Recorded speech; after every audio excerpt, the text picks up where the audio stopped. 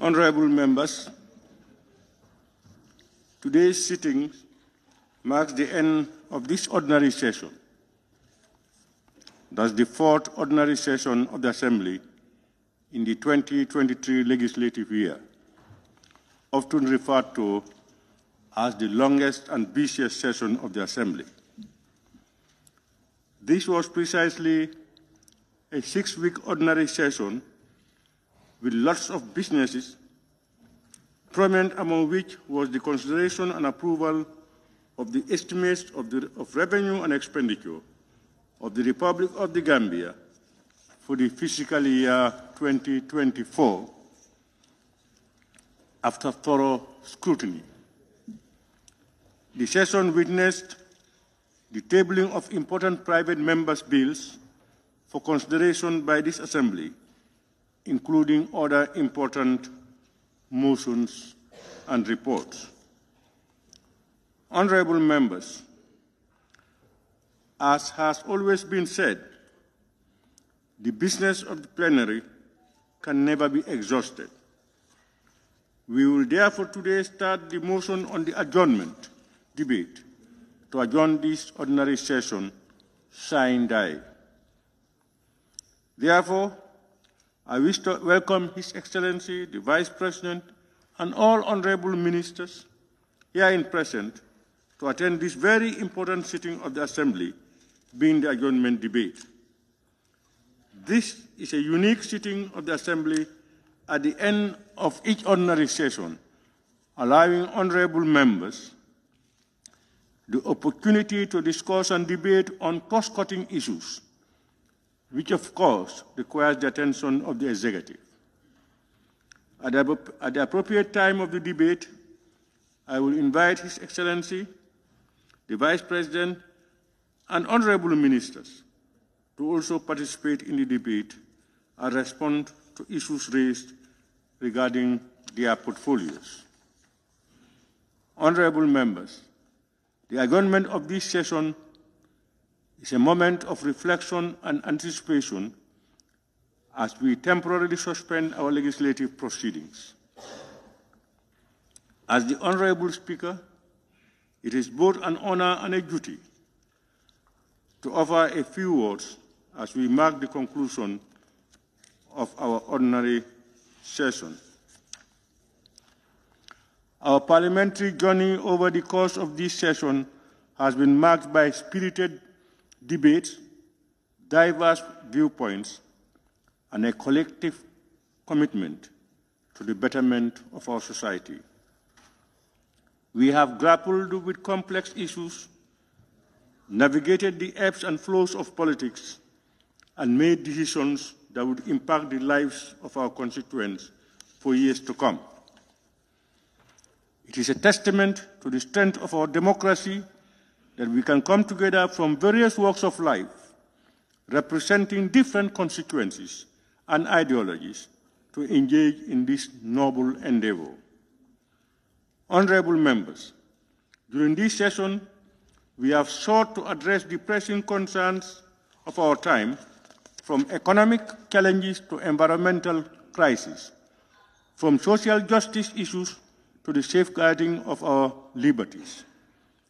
We have seen the power of the democratic process in action, where ideas are tested, refined, and sometimes transformed through the crucible of debate and deliberations. The work we do here in this hallowed chamber is not just a matter of policy and legislation. It is a reflection of our commitment to the people we serve.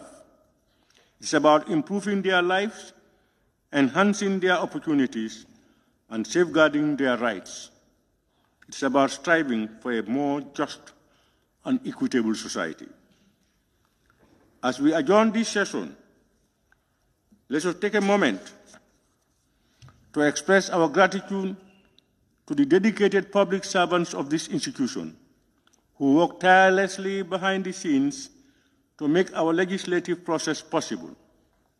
Their dedication ensures that our democracy remains robust and functional. In the days and weeks to come, I encourage each of us to reflect on the work we have accomplished during this session and the work that lies ahead. Let us continue to engage with our constituents, seek their feedback, and work collaboratively across party lines for the greater good of our nation.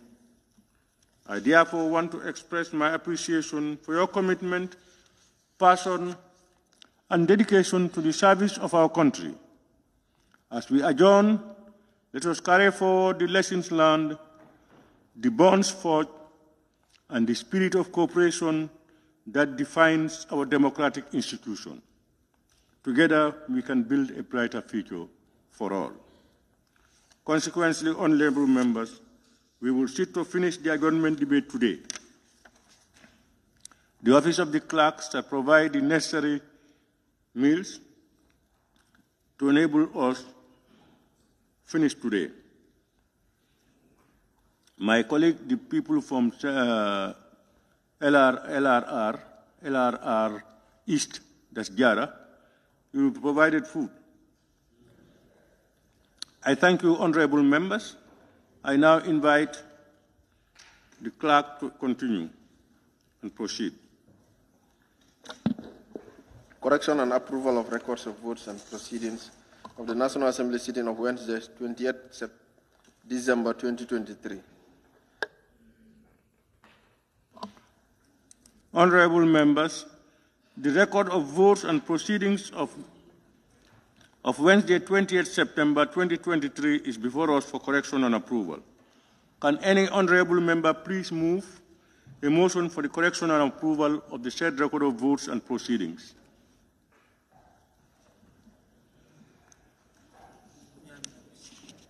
Honorable member for Nyamina West. Thank you very much, Speaker. I rise to move a motion that the record of votes and proceedings of the National Assembly sittings of Wednesday, 28 December 2023 be corrected and moved and approved by this August Assembly. Thank you. Thank you, honorable member for Nyamina West. Any seconder, honorable members? Honorable member for Sami. Thank you very much, Honorable Speaker. I rise to second the motion. Honorable members, it has been moved and seconded that the record of votes and proceedings of the National Assembly sitting of Wednesday, 28 September 2023 be considered and approved. Honorable members, we all have copies of the said record of votes and proceedings. December. Let me read it again. Let me say it again. It has been moved and seconded that the record of votes and proceedings of the National Assembly sitting of Wednesday, 28 December 2023 be considered and approved. Honorable members, as I said, we all have copies. And as usual,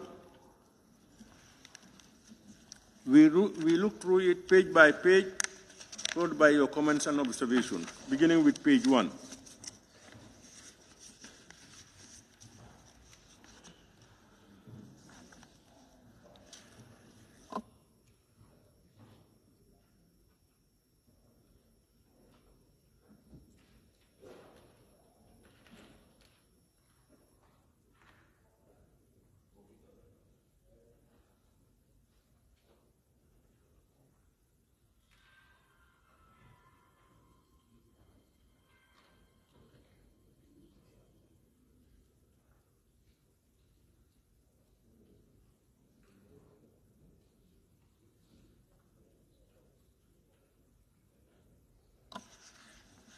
Honorable members, we move to page 2. Page 1. Yes, Woolley East. Yes, thank you very much, Honorable Speaker. If you look at the top, 6th Assembly of the Second Republic, the third line is saying 4th Ordinary Session. You've seen it. The H is missing there. Yes, F-O-U-R-T-H. Yes, and if you come to the list of ministers that attended, the 13th one is saying Minister for Foreign Affairs, International Cooperation, and Gambians. It should be Gambians abroad. Page 1. You've seen it? All right, we have seen it. I think your first amendment will appear in almost all the other pages. So, and wherever it appears, am I right? Honorable member? Yes. So, honorable members, you have seen it on top of the page, page 1, 6th Assembly of the Second Republic, 2023 legislative year, the third line, 4th ordinary session. There is FOUR only, should be 4th, TH.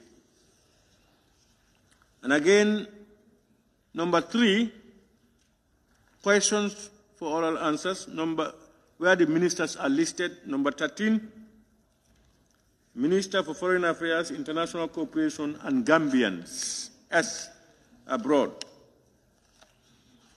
Are we following? Yes. Any more on page 1? Now we move to page 2.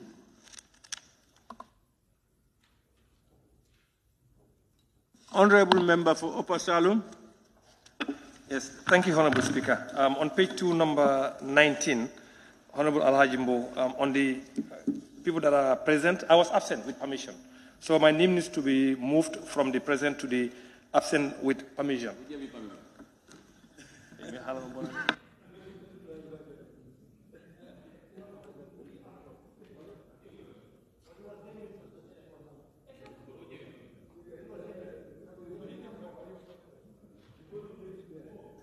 Honorable members, number 19, Honorable Al-Hajimbo, Upper Salum, should be moved to members absent with permission. Pardon? I'm not hearing.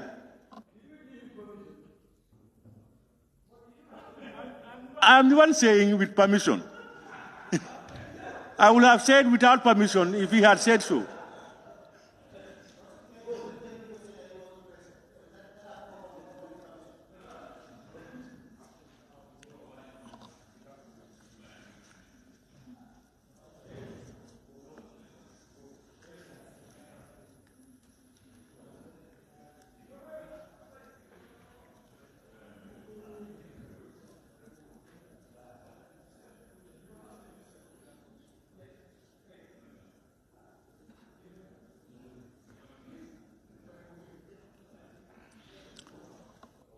Honorable members, any more on page 2? Page 2. He said?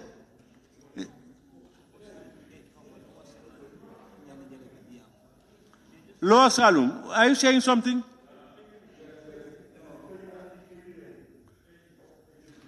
We are on page 2. Honorable members, page 3.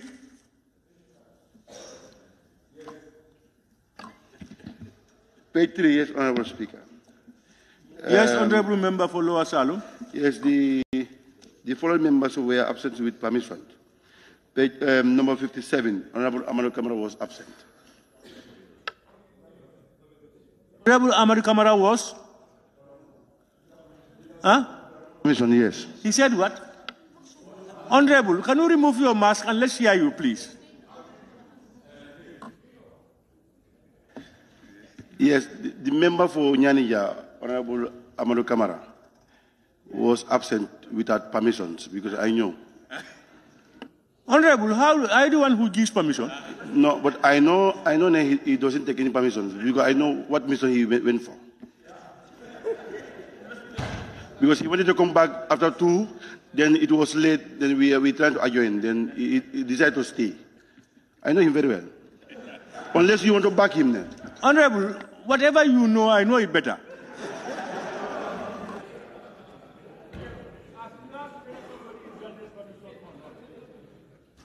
As regards somebody, whether somebody is granted permission or not, you don't know that more than me.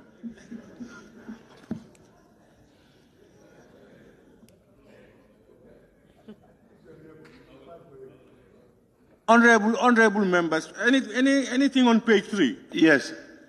Please, may we hear you? Member Member Honorable 𝒂𝒄𝒄𝒏𝒂𝒏𝒆𝒍, Speaker. Absent with permission. So grant you permission.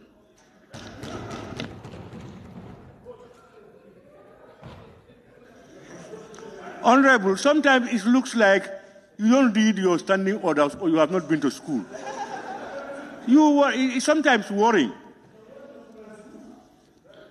You should not ask me that question. You should know that. You should answer that question yourself if you are to be a member of the assembly. No, Honorable Speaker. You know, the issue, the info that was given to us means anybody who has to take permission, either you or the speaker or the deputy speaker. You understand? We want to know, where do you take this permission from? This is what I'm saying. In fact, your order does not say it's either me or the deputy speaker. That is not what... Honorable, just listen. We will get you right soon. What I'm saying is, we are all dictated and regulated by the standing orders. You should try to read it. If you read it, you will not ask certain questions you are asking.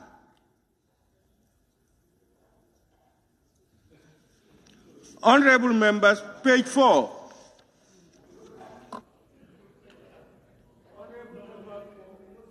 Honorable member for Woolly East.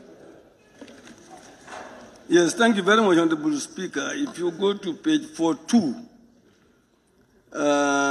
the first line, it says the minister was called to the podium to ask to his questions. Should be either to respond or to answer. You've seen it.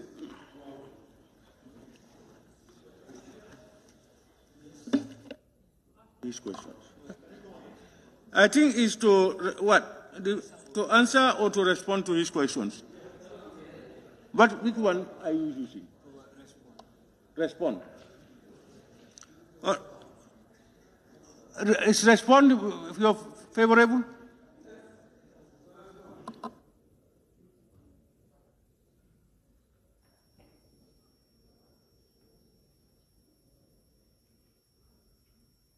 Any more on page 4, honorable members? Nyamina? Nyamina West? Okay, thank you, Speaker. On the same page, on top of the page, first line, question number 386, for consistency purpose, it reads by Honorable Member Janjambure.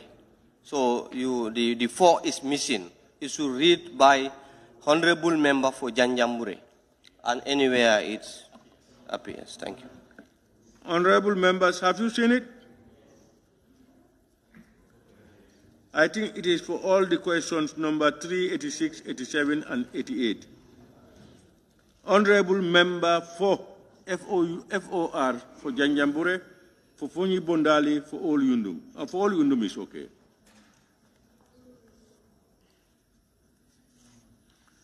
Thank you very much. Any more on page 4?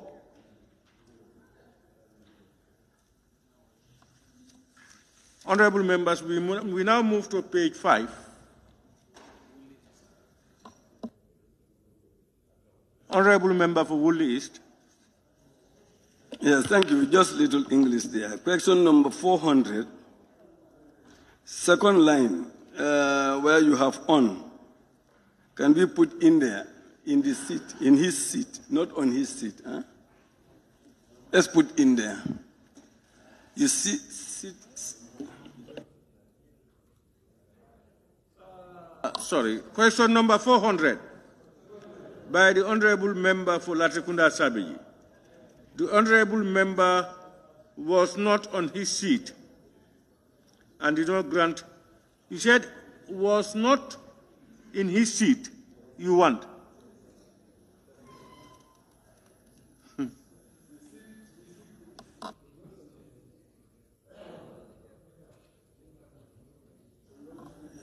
Honorable members, our language experts, our experience, come out. We put in.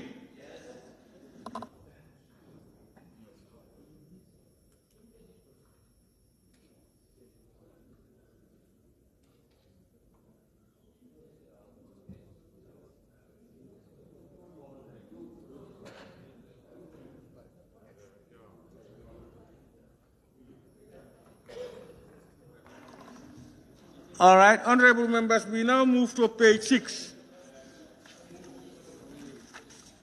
Honorable member for Woolly East. Yes, thank you. Just two little problems there. Question number 406 is no supplementary question. What they put there is questions. And the question number 409. Let's go by it. You Yes. said question number 406, isn't it? Yes. Asked, answered, and generated no supplementary questions. Question. You put just question. What about which were answered? If it generated no supplementary questions, how can you talk about answering? That's where the problem is. Exactly. No supplementary questions. With no supplementary questions. That's where I think where it should end, huh? No supplementary questions.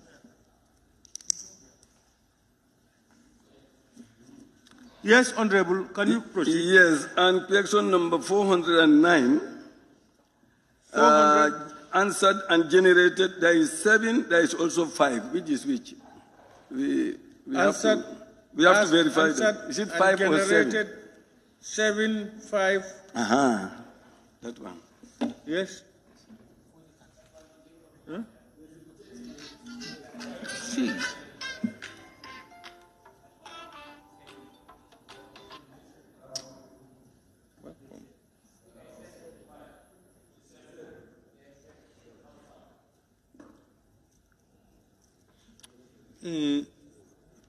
Generated how many supplementary questions? 7. Generated 7. So we remove the 5. Any more, honorable member for Woolly? Any more on page? Councillor? I was correcting the same question that Woolly has. Okay. Yeah, thank you. Honorable members, we move to page 7.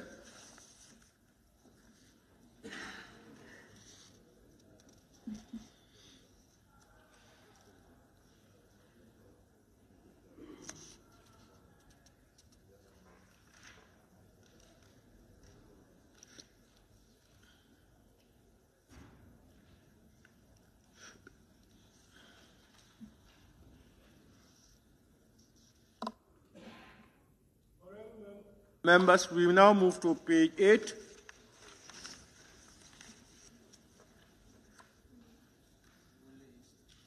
Honorable member for Woolly East. This one too is technical. 8, if you go to, after the suspension, 8, the second line, the following questions and number of supplementary questions were asked and answered by the Honorable Minister. If we take it like that, it's the Honorable Minister who asked and answered. So we say, were asked and were answered by the Honorable Minister. Unless we go by that, it will appear that it's the Minister who is doing the two things. You've seen it? Yeah, you seem to be right. Were asked, it means you have to bring back the where again. You people, you are the people we are talking to.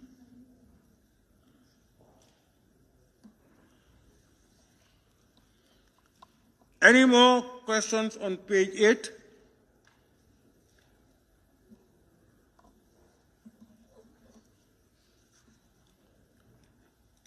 We now move to page 9.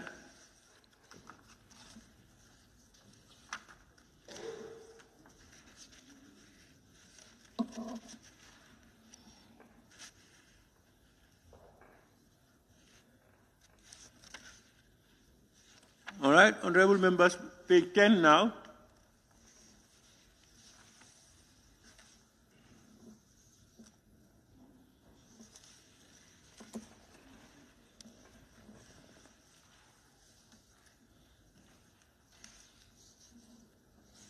All right. right, honorable members, the last page, page 11.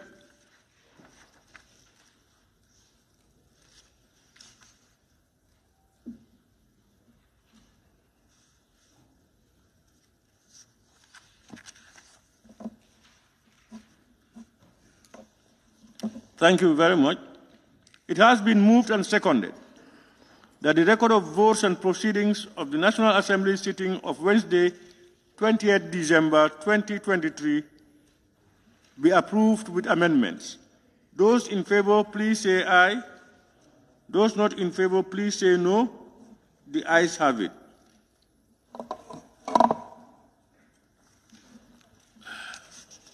Motion. Honorable Member for 𝒂𝒄𝒄𝒏𝒆𝒍. Yeah, thank you, Honorable Speaker.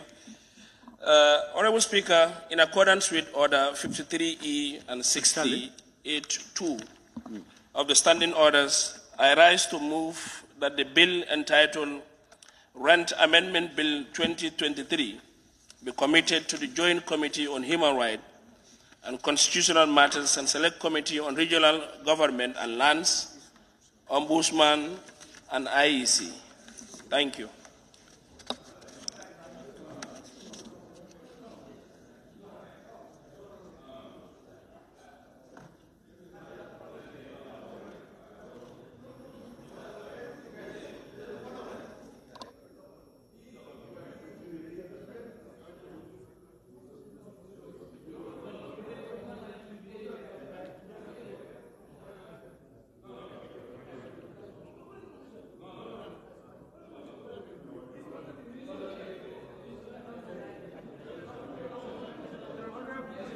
Honorable members, we've heard the motion, am I right? Any seconder? Honorable member for Lower Salum. Yes, I rise to second the motion.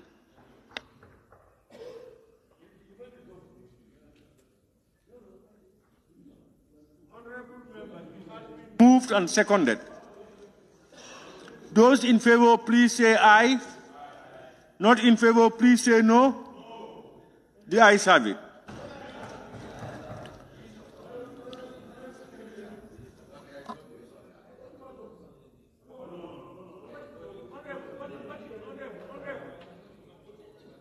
Honorable members, please, what is the problem? If there are problems, let me know, please. We only have few accomplished members. Few of them. No, don't shout. Raise your tag. Yes, Honorable Opanyomi. Honorable Speaker, members are with the believe that this particular bill should be committed to one committee. That's the Committee of Local Government, not joint committee, because so much.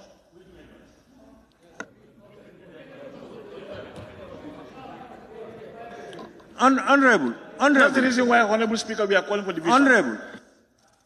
You know,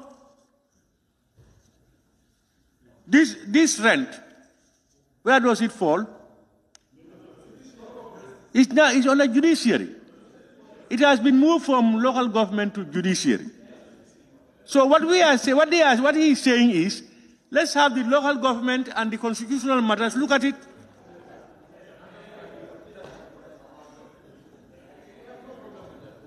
Is there any problem with that? It will inform us better. Are we in agreement, honorable member? Thank you very much. Honorable members, the said bill is now committed to the Joint Committee on Human Rights and Constitutional Matters and the Select Committee on Regional Government and Lands, Ombudsman and IEC for scrutiny, and they will report back. Speaker, motion.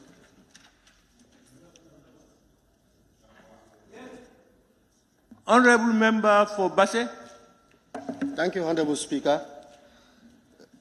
Honorable Speaker, in accordance with the order 53R and 66.4 of the Standing Order, I rise to move that the committee stage of the bill entitled Intellectual Property Bill 2023 be extended until the next session.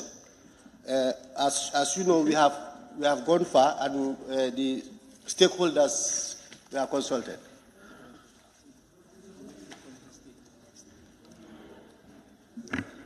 Honorable members, all what he is saying is they want the committee stage for the intellectual properties bill be extended. You know, the standing order says after 4 months you should request for an extension. It has been there. Any seconder? Yes? A motion is moved. Honorable member for Central Badibu, a motion is moved. You want to say something? So he needs to.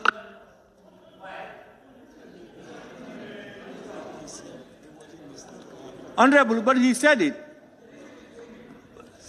But we are not to debate it. If you feel the decision is weak, you want, what do you want? Not extended? I think whether it is weak or not, at this stage, we only have to extend it. Yes, you can do that. Yes, honorable member for All Yundum. Hey, one for please. Thank you, Honorable Speaker. I rise to second the motion. Behave.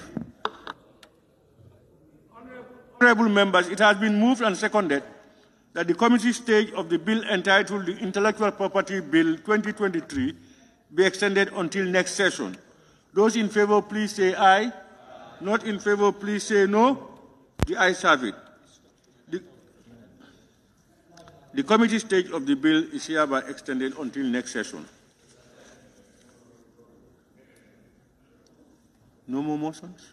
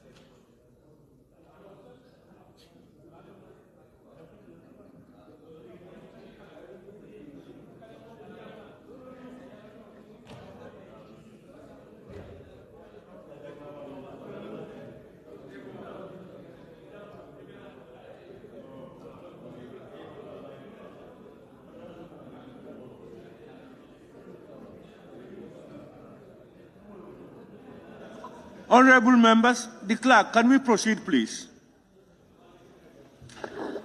Standing Orders 74 and 75, third reading of the Anti-Corruption Bill 2023 by the Honorable Attorney General and Minister for Justice. Honorable members, we recall that the reconsideration stage of the Anti-Corruption Bill 2023 was concluded on Monday, 18th December 2023.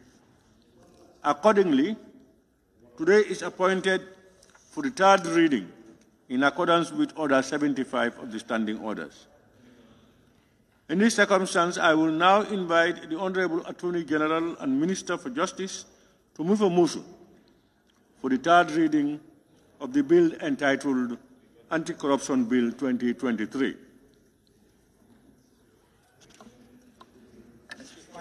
Thank you very much, Honorable Speaker. Honorable Speaker, I beg to move that the bill entitled Anti-Corruption Bill 2023, having gone through the reconsideration stage, be moved third time and passed. Thank you. Thank you, Honorable Member. Any seconder, Honorable Members? Nyanija, Honorable Member for Nyanija. Thank you very much, Honorable Speaker. I rise to second the motion. Honorable Members, it has been moved and seconded that the bill entitled Anti-Corruption Bill 2023, having gone through the consideration stage with amendments, be read a third time and passed. Those in favor, please say aye. Aye. Those not in favor, please say no. The ayes have it. Clerk, can you read the short title of the bill? Anti-Corruption Bill 2023. Honorable members, the bill has now been passed.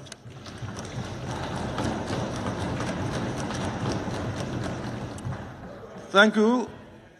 Clerk, can we proceed? Orders 74 and 75, the third reading of the Animal Health Bill 2023 by the Honorable Minister for Agriculture. Honorable members, we recall that the consideration stage of the Animal Health Bill 2023 was concluded on Monday, 18th December 2023. Accordingly, today is appointed for the third reading in accordance with Standing Order 75. And I therefore now invite the Honorable Minister for Agriculture to move a motion for the third reading of the bill entitled Animal Health Bill 2023. Honorable Minister, please.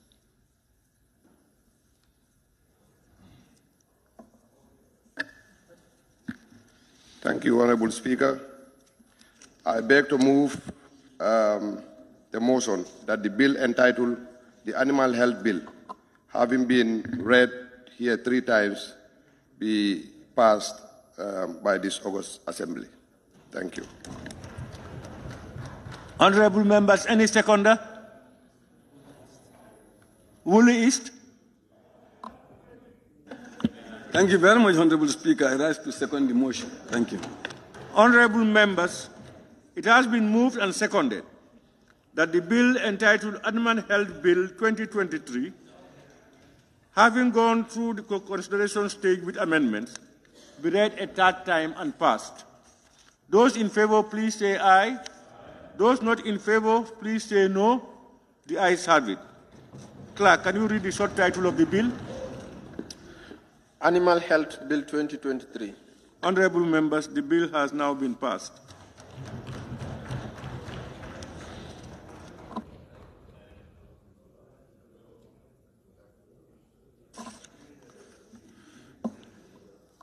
Clerk, may we proceed? Orders 13.5 and 54.1.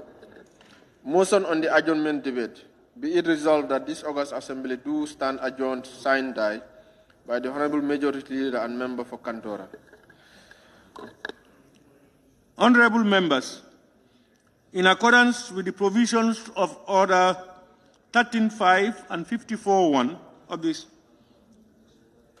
the Honorable Majority Leader and Member for Kantora will move a motion for the Assembly to adjourn, sign, die. Before allowing him to do so, I wish to draw the attention of the Assembly to Order 54.3 of the Standing Orders, which reads, and I quote, "During the debate on the motion on the adjournment of a session, no honorable member shall speak more than 15 minutes, except that the Speaker may, at his or her discretion, allow the mover of the motion extra time for his or her reply. Due to the exigency of time, I wish to appeal to honorable members to be judicious in their interventions as well as avoid repetitive deliberations. Finally, honorable members, I want to remind honorable members to take note of the relevant provisions of the standing orders regarding the adjournment debate. I now invite the Honorable Majority Leader and Member for Kantora to move the motion for this Assembly to adjourn, sign, die. Honorable Majority Leader, please. Thank you very much, Honorable Speaker, for giving me the floor. And good morning to all of you. Honorable Speaker, pursuant to Section 98.1, Subclause B of the 1997 Constitution, and in accordance with Order 13.5 and 54.1, I beg to move the motion for this Assembly to adjourn, sign, and die. Honorable Speaker, this motion will provide a summary of what transpired in this August Assembly during the 4th ordinary session, which is referred as the budget session of the Assembly, from 17th November to today, 21st December 2023. Honorable Speaker, honorable members of Parliament, throughout the Assembly's deliberation during this period, we considered and adopted records of votes and proceedings of the daily sittings as required by Standing Order 35, sub 2 of the Standing Orders. Honorable Speaker, bearing in mind Section 774 of the Constitution and the Assembly's quest to ensure greater scrutiny and accountability within our democratic governance system, this Assembly continues to cordial but thoughtful interaction with the Executive, administering oral questions and answer sessions with honorable ministers as it concerns their respective portfolio departments and agencies. During this course of this interaction, the following honorable ministers appeared before this Assembly to answer oral questions and answers by honorable members of Parliament. First, His Excellency the Vice President, Honorable Attorney General and Minister for Justice, Honorable Minister for Finance and Economic Affairs, Honorable Minister for Tourism, Arts and Culture, Honorable Minister for Land, Regional Government, Honorable Minister for Youth and Sports, Honorable Minister for Agriculture, Honorable Minister for Communication, Honorable Minister for Petroleum and Energy, Honorable Minister for Fisheries and Water Resources, Honorable Minister for Environment, Climate Change, Natural Resources, Honorable Minister for Basic and Secondary Education, Honorable Minister for Defense, Honorable Minister for Interior, and Honorable Minister for Trade, Regional Integration and Employment, Honorable Minister for Communication and Digital Economy, and lastly, Honorable Minister for Foreign Affairs, International Cooperation and Gambians Abroad. On a similar note, and pursuant to Standing Order 100, His Excellency the Vice President of the Republic of the Gambia provided a reply to a report to the National Assembly Standing Committee on Finance and Public Accounts Committee on the 2019 audited accounts of government, on the General's report on COVID-19 response Phase 2, annual activity report, and audited financial statements of the public agencies, institutions, areas, and municipal council. Honorable Speaker, this Assembly witnessed and tabled in consideration and adoption of the following motion. Pursuant to Section 152, subsection 1 of the 1997 Constitution, and the Standing Order 86-1, motion for the laying of 2024 estimate of revenue and expenditure of the Republic of the Gambia as at 1st January to 31st December 2024, board date inclusive. Second is the motion to debate on the 2024 estimate of revenue and expenditure of government, and equally the motion for the Committee of Supply on 2024 estimate of revenue and expenditure of the government. By the Honourable Minister of Finance and Economic Affairs. Honourable Speaker, Honourable Members of Parliament, in terms of bills, this August Assembly consider and or pass the Local Government Amendment Bill, number 2, Bill 2023, a private member bill by Honourable Member Yaya Sanyang, member for 𝒂𝒄𝒏𝒏𝒆𝒍. And lastly, the Public Order Amendment Bill 2023, a private member bill by Honourable Suleiman Saho, member for Central Badibu. Unfortunately, Honourable Speaker, the Local Government Amendment Bill number 2, 2023, and the Public Order Amendment Bill 2023 failed to gather the majority approval for this August Assembly. Regardless, Honourable Speaker, the volume of private member bills being presented in this legislature indicate this Assembly's resolve and progressive stance to take up its principal mandate without entirely relying on the executive as historically the case.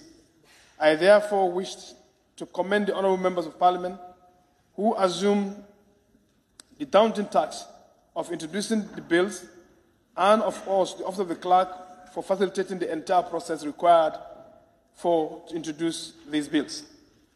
Furthermore, Honourable Speaker, the Assembly considered clauses 2 and 75 of the Anti-Corruption Bill 2023 by the Honourable Attorney General and Minister for Justice, the Animal Health Bill 2022 by the Honourable Minister for Agriculture, and just witnessed the Assembly read the third time and passed the Anti-Corruption Bill 2023 and the Animal Health Bill 2023. Anti-Corruption Bill 2023 today is completion of historic task by this August Assembly, and it includes indicative of the Assembly's resolve and joining the Executive in addressing issues relating to mismanagement of public funds and all forms of corruption. We commend every Gambian, and indeed development partners, for their patience way throughout this year of careful and detailed consideration of this very important bill. Honourable Speaker, honourable members of Parliament, the following reports of the undermentioned parliamentary committees were considered and adopted. The reports of Auditor General on the audited financial statement of the central government of the Gambia for the year ended 31st December 2020 by the Honourable Minister of Finance and Economic Affairs. Consolidated report of the Finance and Public Accounts Committee on the committee's recommendation of the 2024 estimates of revenue and expenditure of the Republic of the Gambia by Honourable Chairperson of the committee. Reports of the Standing Committee on Human Rights and Constitutional Matters on the Criminal Offences Bill 2020 by the Honourable Chairperson of the committee. Report of the Standing Committee on Human Rights and Constitutional Matters on Criminal Procedure Bill 2020 by the Chairperson of the committee. Report on the Standing Committee on Human Rights again and Constitutional Matters on Legal Petitioner Bill Amendment by the Honourable Chairperson. Report on Joint Committee on Human Rights and Constitutional Matters, Local Government, Land IEC Ombudsman on Election Bill 2021 by the Chairperson of the Joint Committee. Report on the Joint Committee of Agriculture and Rural Development, Health and Animal Health Bill 2020 by Honourable Chairperson of the Committee. Report of the Public Petition Committee on the closure of petitions from the Gambian Standards in the United Arab Emirates, UAE, 2020, the Honourable Chairperson of the Committee. Report on Defence and Security on the Committee visits security installation and facility across the country in November 2020 by the Honourable Chairperson of the Committee.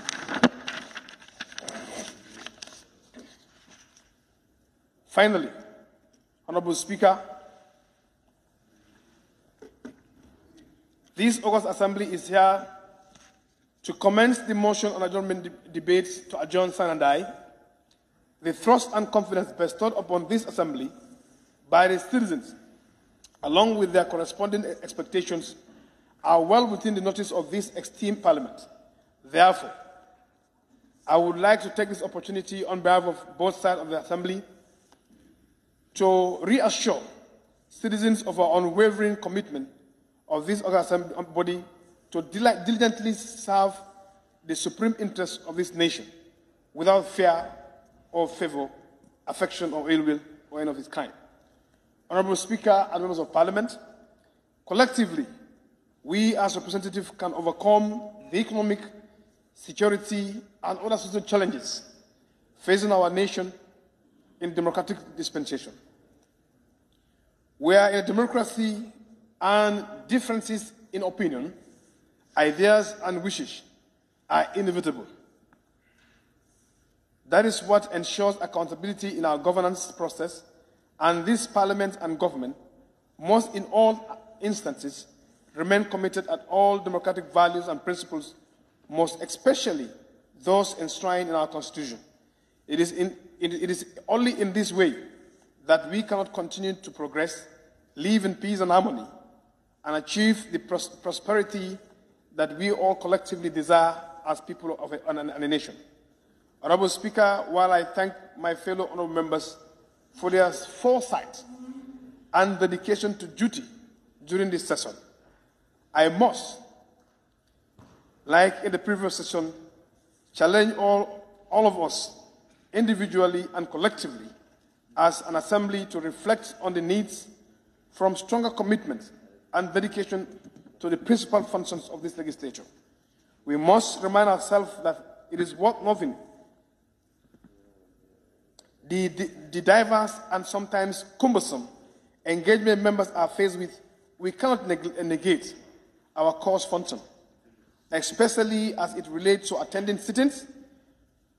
We should attend sittings and on time, not at least because the trust of the nation lies in this assembly, and we cannot by any of us conduct or seem to betray that very trust. I therefore enjoin all and sundry to recommit to the proper and effective functioning of this assembly. These we should do because the entire nation look up to us. Honorable Speaker, thank you so much for the manner in which you have continued to diligently handle the affairs of this assembly competently and professionally. And I pray that Almighty Allah grant you the strength, the health, and wisdom to continue steering the affairs of this assembly. I equally extend the same appreciation to Deputy Speaker for competently deputizing you severally during this session. And thank you, Honorable Deputy Speaker.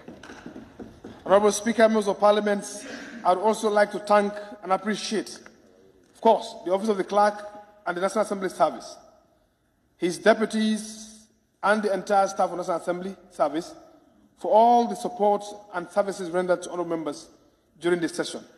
Sometimes under very difficult and trying circumstances, we appreciate your commitment to duty. Thank you so much, Honourable Speaker. I beg to move.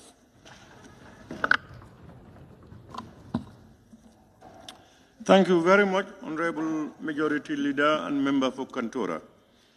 Any second honourable members? Honourable Member for Bundung-Kakunda. Thank you very much, Honourable Speaker.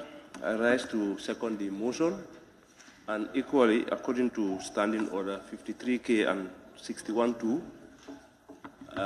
I move that we limit the adjournment debate for today to 8 minutes. Thank you.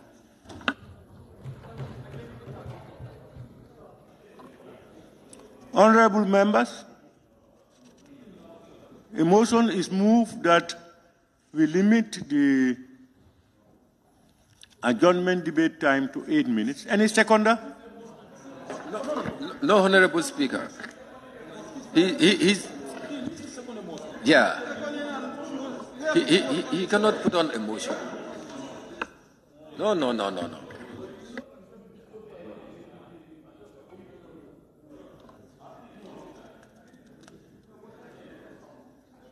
Honourable members, as I said, put your tag down.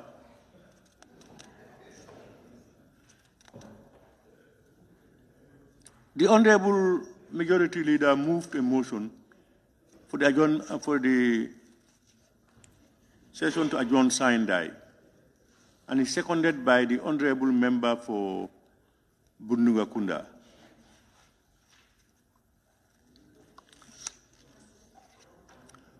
I now put the question. Those in favor, please say aye. Not in favor, please say no. The ayes have it.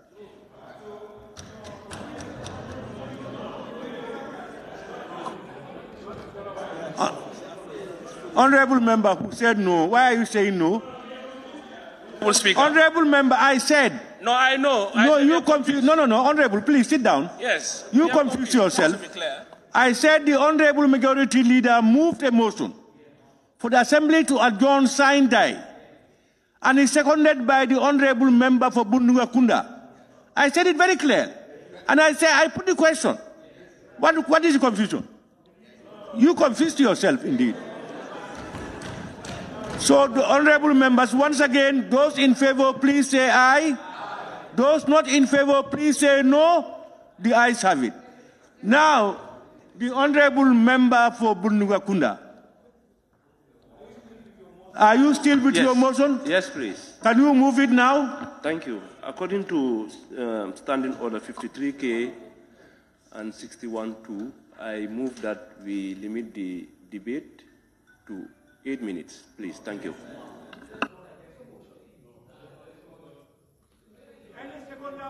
Members? Honourable Member for Nyamina West. Thank you very much, Speaker. I rise to second the motion.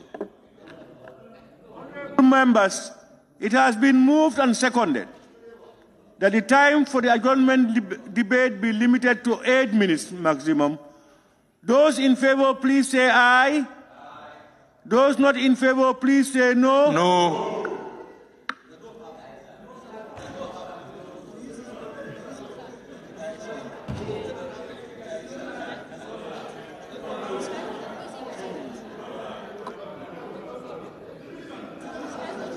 Honorable members, I've cleared my ears now clearly.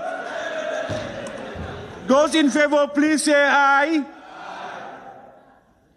Those not in favor, please say no. No. You see, I listened very well this time. What I heard is 1 or 2 people are shouting to the top of their voices. And there are 2 only. The ayes have it. No. Honorable Speaker. Division. Honorable Speaker. Division. There is division. Yes, Honorable. Division. Honorable members. Honorable members, please.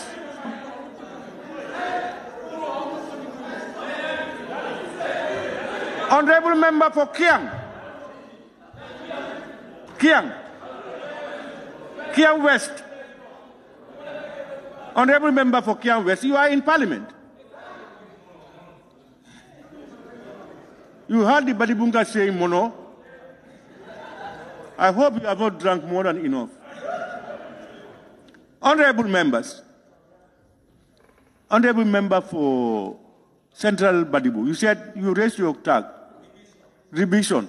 Okay, let's vote. Now, honorable members will be voting. Those who are in support of the motion to limit the time to 8 minutes, please raise your tags up.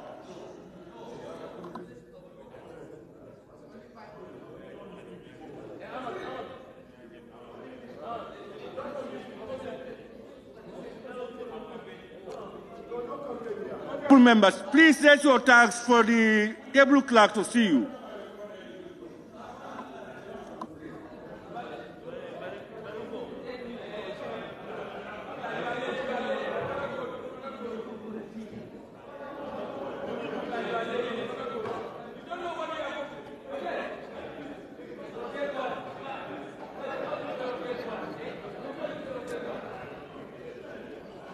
Cantora.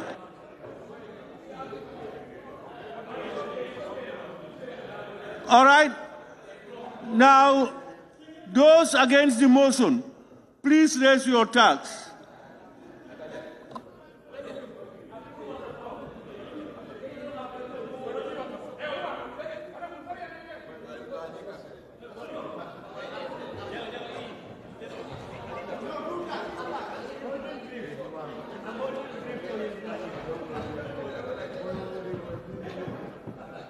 Those who abstain, abstention.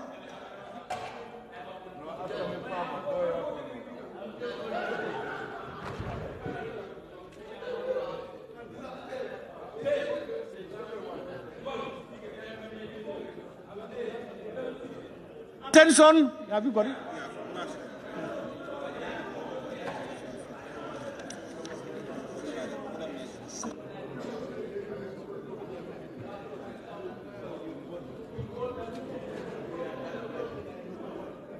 Honorable members, here are the results of the votes. Those in favor of the motion, 17. Those against the motion, 21. Those who abstained from voting, 1. So the noes have it.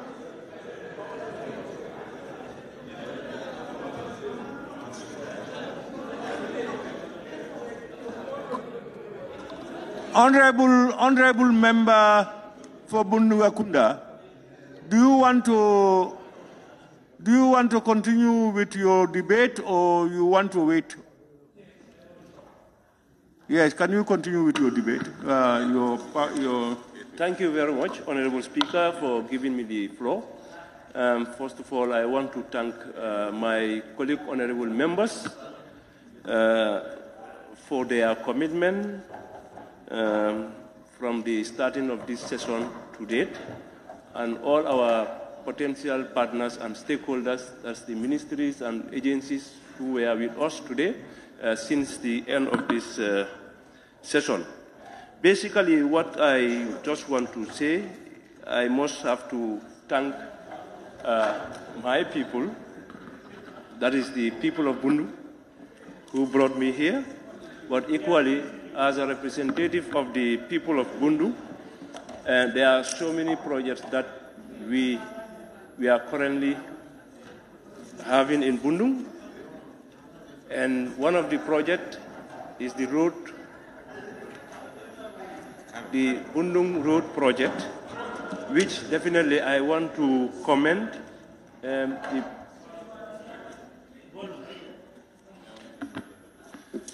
Yes, basically. Yes, there are still a lot of tracks up. Okay.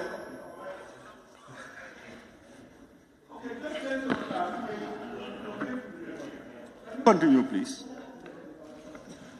Yes. So, as I was saying,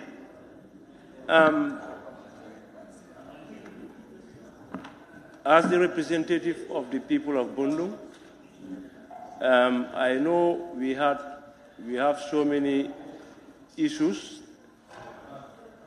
that we are trying to address, but based on our collaboration with the government. So currently, we have issues of water and road project, and currently, I just want to inform this Honorable August body assembly for some of the updates that are currently happening, because my concerns were raised here, and thank God, all the concerns that I raised, that is the water issue and the road project, have been taken care of by the government, and I must use this opportunity on behalf of the people of Bundung to thank the government of the Gambia for definitely responding to our call. Because the reason why I am sent here is for me to come and negotiate with my colleague members and also the ministers that are responsible to at least address some of these concerns. So equally, if I raise a concern and they happen to respond positively to the concern, I must thank them on behalf of the people of Bundung. Because the reason why I am sent here is for me to come and at least represent them, talk about their issues, and if those issues have been taken care of, definitely I must commend the ministries and all the government for definitely responding to our needs. Because at the end of the day, we are all here sent by our various constituencies, electorates.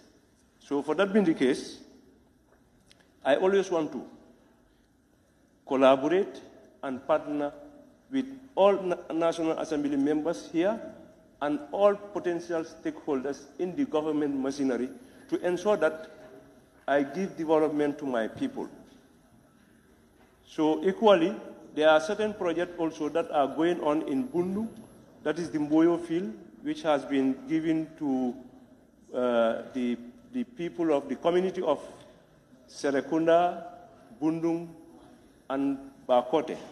Currently, that project is going, so we want to appeal to the Ministry of Youth and Sport to talk to the contractor to fast-track that project so that our young people can have a better place to enjoy.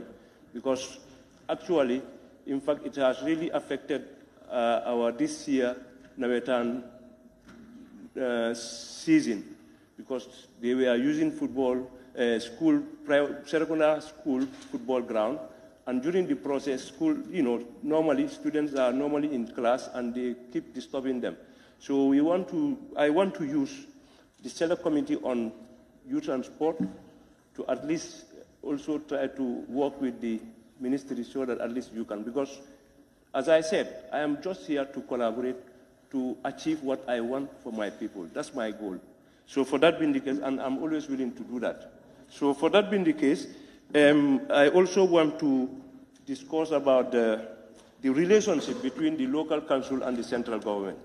Because as the chair of the regional government, Lands and Ombudsman IC, definitely the way and the manner the relationship is between the local government and the central government, I think it's high time we all sit as a country and understand that both the central government and this local government are all here to represent and at least service the needs of the people.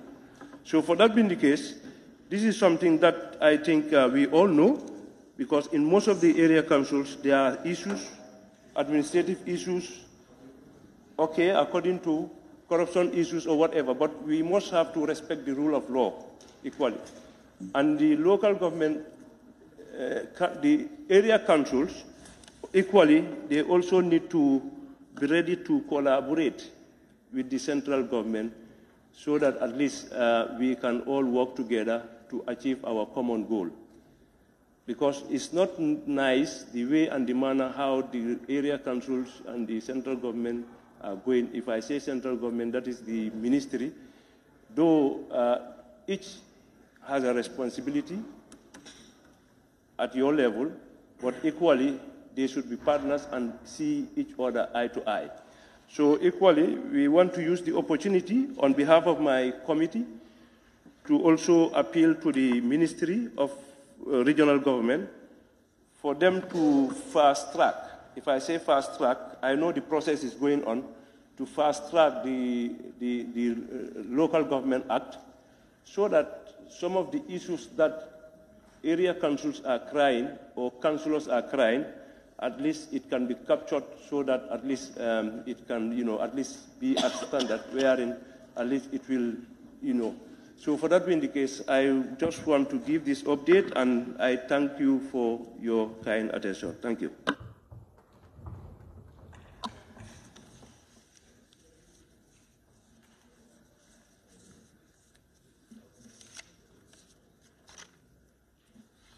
Thank you very much, Honorable Member for Bunugakunda. I now invite the Honorable Member for Brikama North.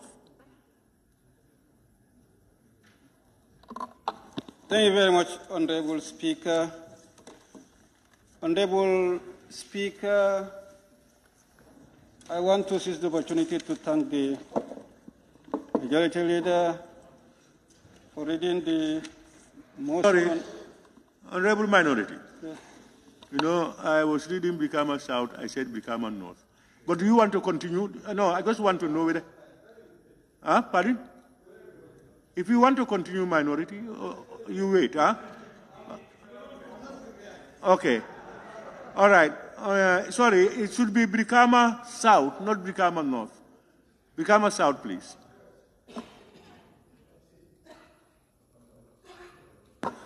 Thank you very much, Honorable Speaker, for giving me the opportunity to take part in this important adjournment debate. First of all, I would like to thank your able office and the office of the clerk for guiding us throughout this busiest session of the year.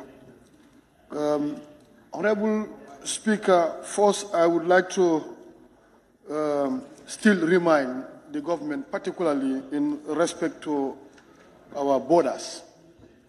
I know significant steps have been taken, especially towards Das Lame end, and I will never relent until this problem is resolved. It is indeed a very disturbing issue going on in this particular area, though at least we are able to strike a compromise. But I want to urge and challenge the Ministry of Local Government, especially the Permanent Secretary who sits at the preparation of the roadmap to once and for all demarcate that particular area. It's very important for us to fast track it so that to avoid, because there are instances whereby issues occur which are not controlled. So definitely I would like the ministry to engage the Senegalese counterpart to look at these particular areas. They are very worrisome. And the other issue I want to talk about, that is the just concluded Meet the People tour, which I listened very well, pertaining to some development in Brikama, the entire Brikama, depending on both North and South. I want to remind this August Assembly, in 2022 budget that has been approved by this Parliament, a road that was earmarked by the Ministry of Work and the government to be constructed was adequately factored in the 2022 budget. And up till today, to our surprise, it has not been constructed. The President did Meet the People tour, and he made this pronouncement that this road is going to be constructed. And during the campaign, from 2022 up till date, that has not been touched. And it has been already factored, and this has been a problem. And there were a lot of promise that was given to the people of Brikama, but this never comes. And I want to believe that Brikama is an integral component of this country, and certain major development are very key.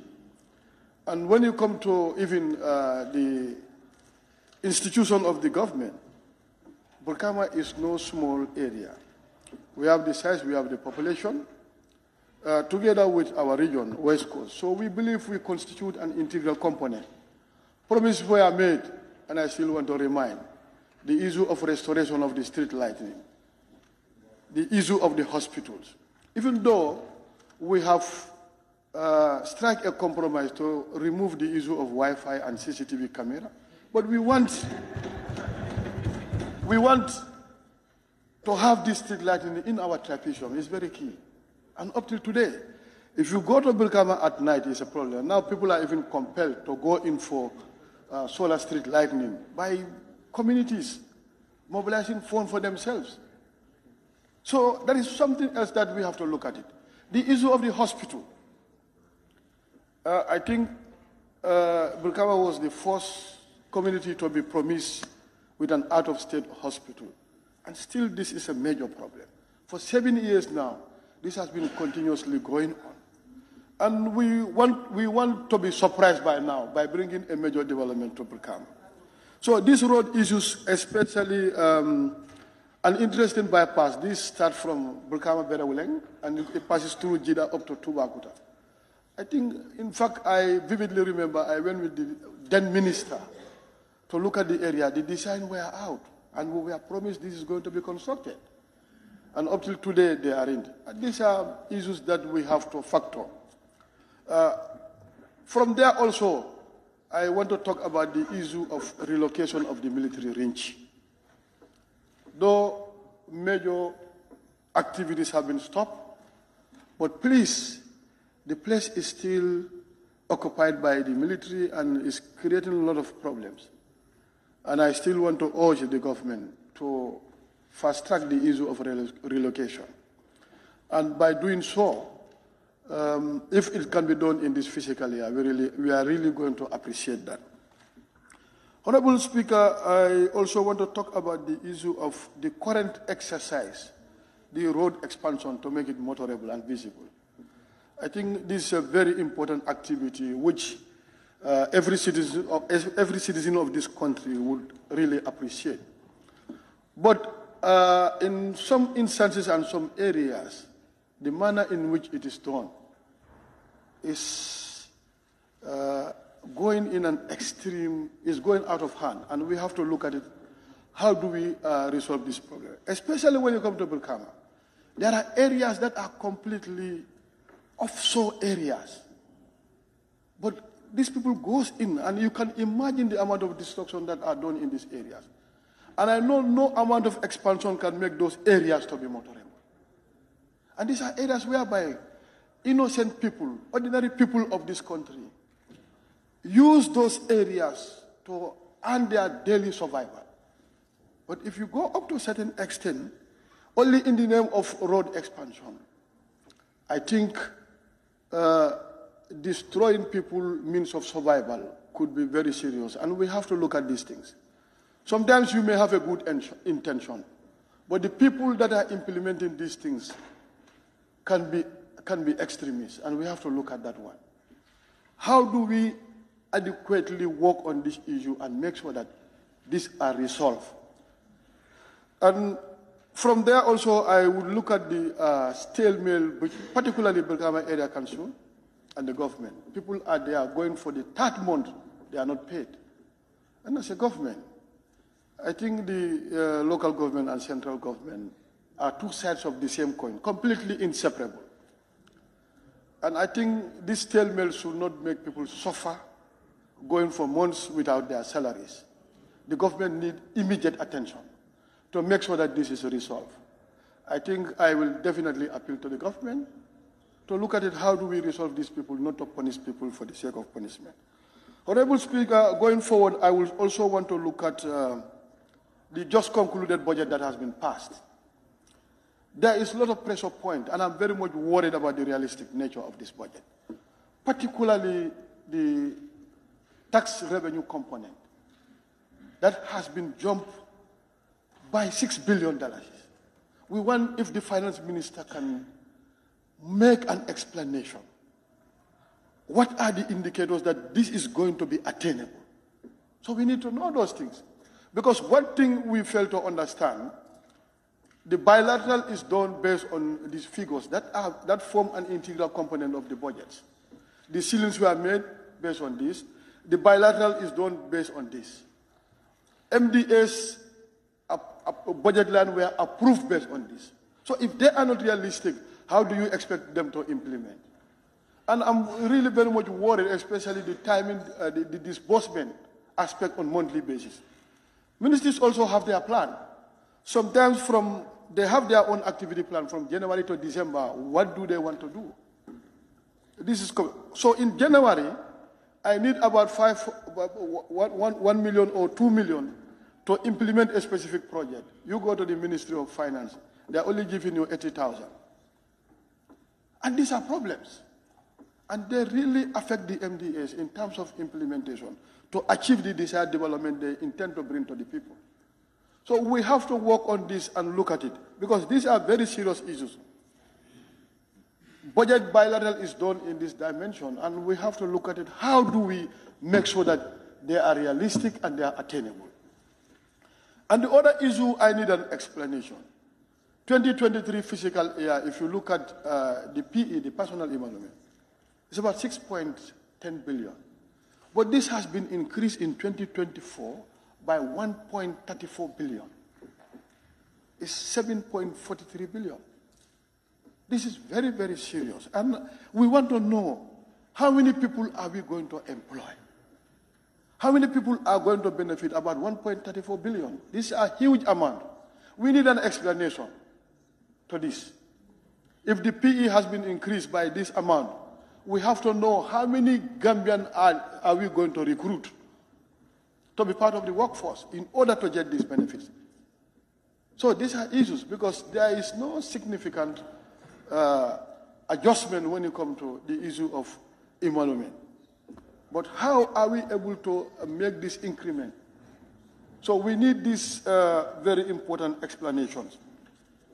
And Honorable Speaker, I definitely know very well ministers are very important in a country, and that is why they are appointed as #1 policy advisor to the president.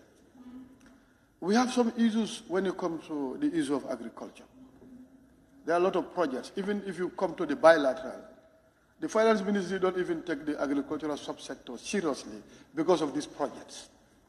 I want to inquire who is responsible for designing this project that we bring to the Gambian people that are implemented outside the mainstream agriculture. And interestingly, monitored by the CPCU. And this is where we have a problem, where staffs will go in for secondment to those projects. And you are very much worried about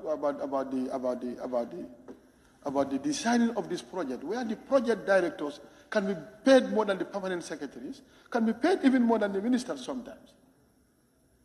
So these are issues. How do we make sure that we advise the president, both the finance and the agri minister? I want to challenge you people. How much can you talk to the president to make sure that you sit at your cabinet level and bring this thing back to the main agriculture? So we have to look at who is responsible in designing. Because if it is not us, why are we going in for this? Because remember, these projects, what is contained are loans and grants for the Gambian people. Whether we like it or not, even if they are concessional, we are going to pay them. But the impact should be seen. And if we want this country to grow as expected, we have to be very serious with the agricultural production. This is something that we need to look at it.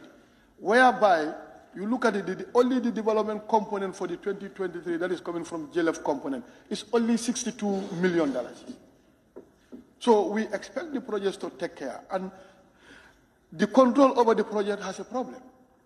So this is where I want to challenge both the two ministers to engage and make sure this is resolved going forward. And finally, Honorable Speaker, I just want to remind ourselves, even though we are very much worried about the issue of the below the line item, the budget deficits. Primarily, that is going to be financed through domestic borrowing by 3.20-something billion, 3.2 billion plus. And these are issues that we have to completely desist from. Because this is what is disturbing the citizenry. Like here, as a private citizen, you want to go to this commercial bank to take loan. The interest rates are there. Not only that, they demand collateral, title deals of your compounds. What investment are we going to do? This is what is killing the private sector. But the only player in the economy right now is the government. How do we bring our private sector to life so that everything can work in tandem as expected? But if you go there, the interest rate is there, the collateral is there, the amount of business you are going to do, how much are you going to maximize as profit? Pay the bank and get your profit and work on your livelihood. This is almost impossible. So we have to look at it. The issue of domestic borrowing is a problem. This bank sits in their comfort zone at the end of 6 months, at the end of 1 year. They get their millions without doing nothing. So these are issues. So these are things that we have to look at it. Next time, as a parliament, since we agree, we have to look at this deficit issue so that we can put the country on a firm footing and grow our economy instead of struggling to maintain the economy, which is almost impossible. So these are issues. So, Honorable Speaker, I think I have to stop and allow others to come in. On that note, I thank you, and I take to...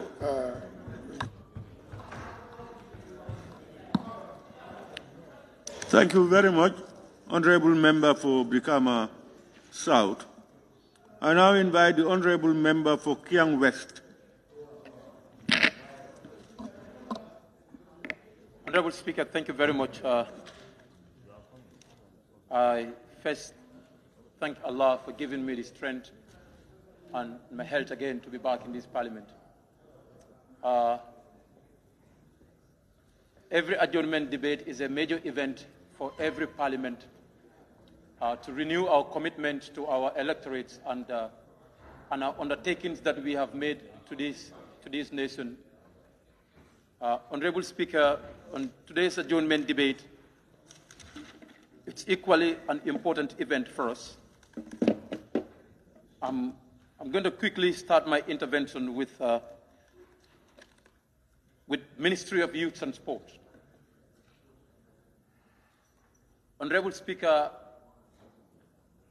numerous times here in this parliament, we question the issue of construction of mini stadiums across the country. Kafuta Mini Stadium 2 years ago. And each of these projects that I'm just mentioning are less than a year project duration. Kafuta Mini Stadium, Brikama Mini Stadium, Janjambure Mini Stadium, Kien Julafar Mini Stadium. After more than 2 years, these projects are yet to be handed over. Honorable Speaker, public resources must be spent wisely. Contractors must respect the contract durations, and ministries must be held accountable for the funds that are given to them to execute. In fact, this is why at some point we ask them questions for them to give us answers. But most of the time what happens is questions and the answers, you have a gap between them. They cannot give you anything sufficient. These mini stadiums, each of them were launched in 2020, and still each of them are yet to be handed over. More than $7 million is spent for the construction of each of them. Still, each of them are yet to be handed over. What is wrong with us? To terminate contracts and give it to the other one, it's not enough. There are sufficient laws to send some people and put them to task for failing the responsibilities they owe to this nation. But this is not happening. Honorable Speaker, for the same Minister of Youth and Sports, from the budget speech that was brought by the Minister of Finance, $50,000, only $50,000 was given to 32 youths and young women entrepreneurs for youth and women empowerment, for youth empowerment.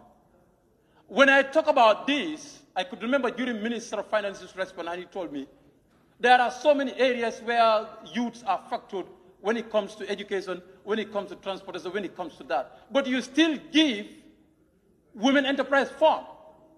Women get to the health centers. Women use road infrastructures. Women use every facility, but you empower them by giving them a specific allocation because they are vulnerable. But youth are also, more than 50% of our population are given only 1.6 million for their empowerment. It is unacceptable. I said it and I will say it in numerous times. Look, young people, let us not lose hope to look at situations when it comes to politics and other things to say, young people are betraying us. No! The UN standard for young people is 35 and below. They are all old, 40 and above. You can see them flipping everywhere. They are old. 35 and below, that's the young people. Honorable Speaker, that is not acceptable. They must allocate a good resources to the young people so that the future of this country can be bright. Honorable Speaker, as we speak, more than 1,000 young people were drowned in the Mediterranean who are from households in this country. Almost 1,000 of young people in this country are yet to be accounted for, where they are found as we speak in this country. We must talk about this. What is the solution to this? We must discuss. And of course, the Minister of Youth and Sports must talk to us. If he is not a young people, let us know. If he is not young, we want to know. Because he is not talking to us as young people.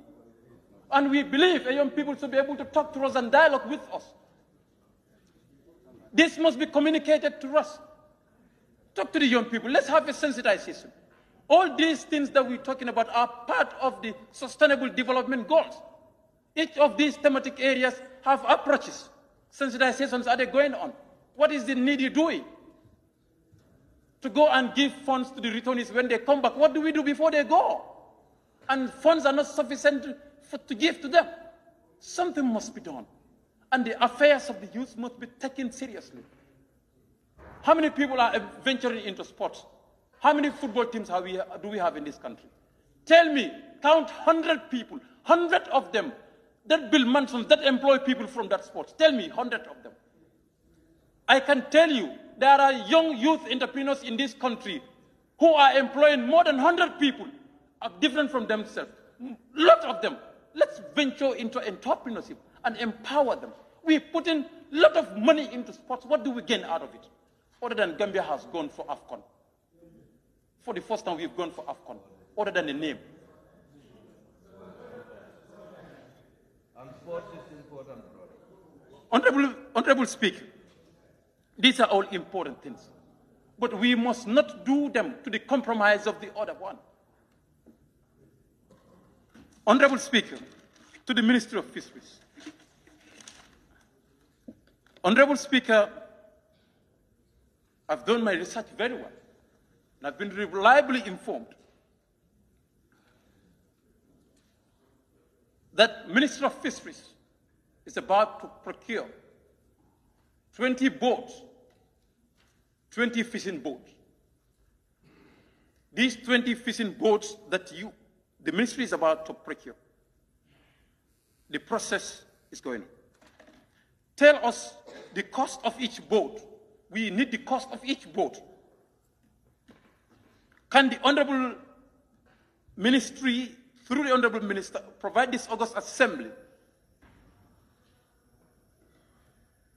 with the status of the past boats that were bought for various fish landing sites? Tell us the communities which were the beneficiaries of these fishings, of these boats. Let them please also tell this august body the criterions that were used for the various communities to benefit from this project. Was these boats given on free or on loan basis so that the recovery can plow back to other communities who have not benefited for the first time? We want to know whether if the ministry has also assessed the benefits of these boats and to tell us the status of these boats as they are right now. In the regard of this list that I am requesting for the benefit of this august body,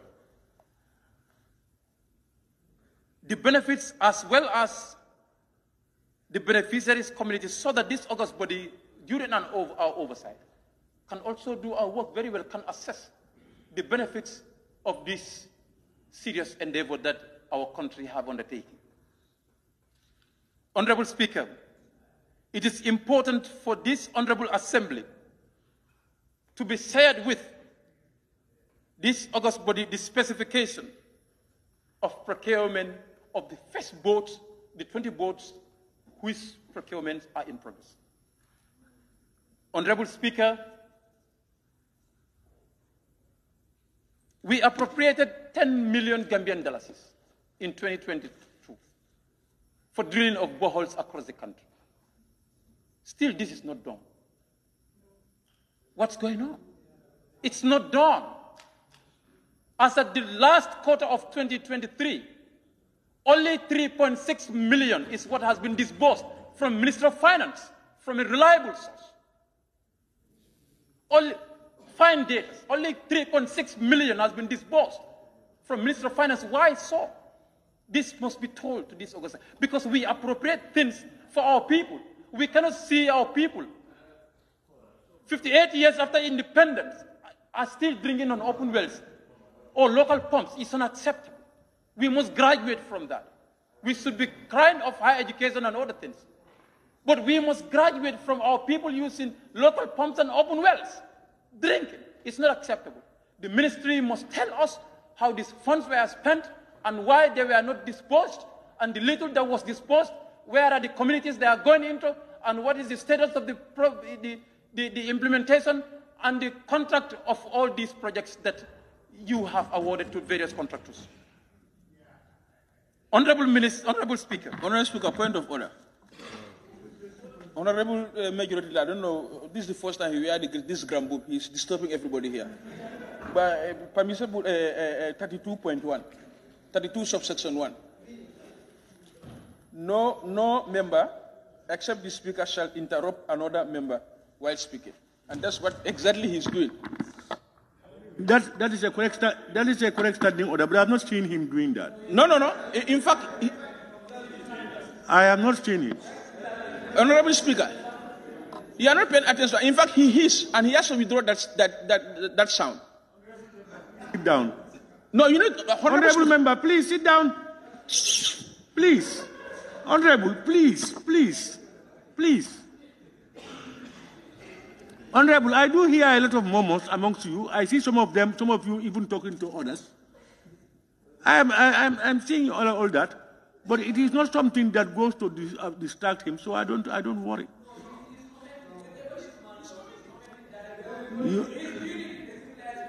Honestly, I have no, Honorable, I have not heard it. To be honest, I have not heard it. Usually, yes, then if everybody does that, then we'll be satisfied because you do it openly. Yes, and if you can put it under the, if you can put it below these things, fine. Honorable member, sorry for disturbing you. Can you continue, please? Free to do ruling on the point of order. A point of order has been raised. Rule on it. Honorable, have you heard me? No, I didn't. In fact, they should raise a point of order against me. Honorable, can you continue, please? Honorable Speaker, presently, His Excellency publicly informed the public about 50 million fisheries, 50 million USD that the fisheries sector has for him, for the fisheries development. Tell us the source of this fund and who are the donors. The 80 million Gambian dollars fisheries development fund. Tell us how it has been spent, how it has been disposed, and we want an urgent audit on the fisheries development fund and the funds that is appropriate for fisheries sector and that of the Ministry of Youth and Sports, because our nation must use our resources wisely. Honorable Speaker, this country, we owe a lot to ourselves, particularly to us as young people. So we will speak and speak loudly. Honorable Speaker, the bills that are brought by members of parliament in this parliament, that is the credit for our parliament. Anything that has been brought by the executive, that is for us to help them to accomplish the government policies and programs. But we have a task as a parliament looking at our 3 core mandates: legislation, oversight, and representation. And in fulfilling our legislative responsibilities, it is better for parliamentarians to bring private member bills. But remember, there is a limit beyond which we cannot go. That is to bring a bill that will incur cost on government. But if we bring a bill that is progressive, members of parliament, let's park politics. Let's talk to each other for progress of this country and pass bills that is going to favor this country. When we talk about the issues of nomination, I want to talk about it. I was not fortunate to be here. I was on my sick bed in the hospital when I was watching the session. It's fine for members to debate, and it's parliamentary for members to vote where they want to vote. That is parliamentary democracy.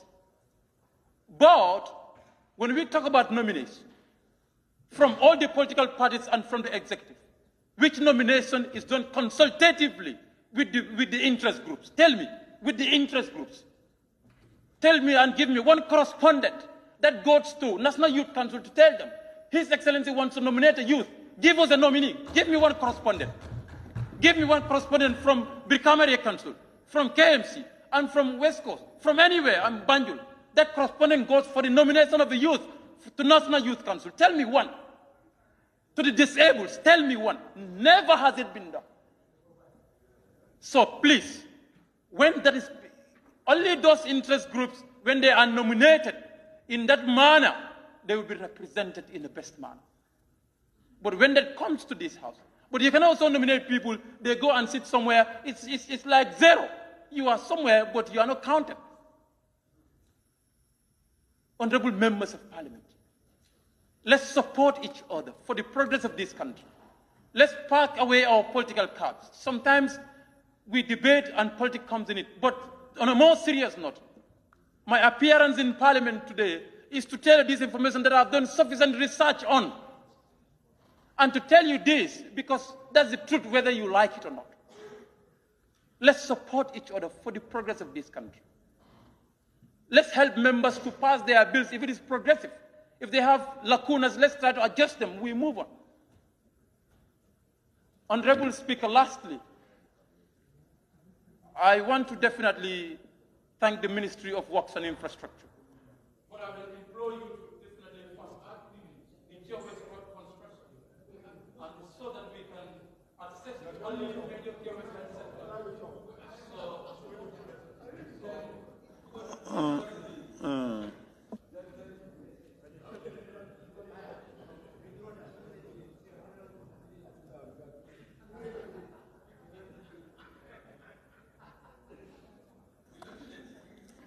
Okay, honorable member, your time is up.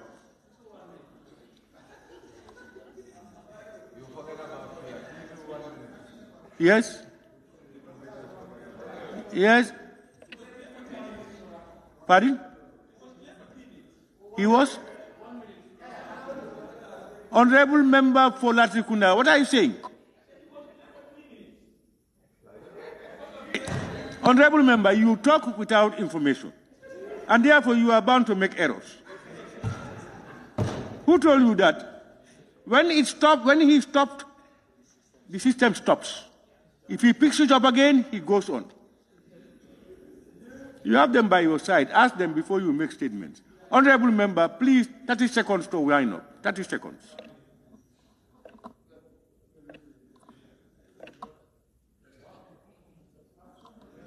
Come on, Mr. Okay, no.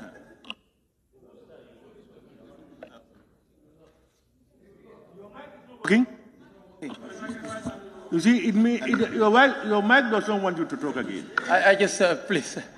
For the Ministry of Works and Infrastructure, the Q-West road construction that was undergoing, and this is a big concern for us because the major government health center we have in the constituents is Karandaba Health Center.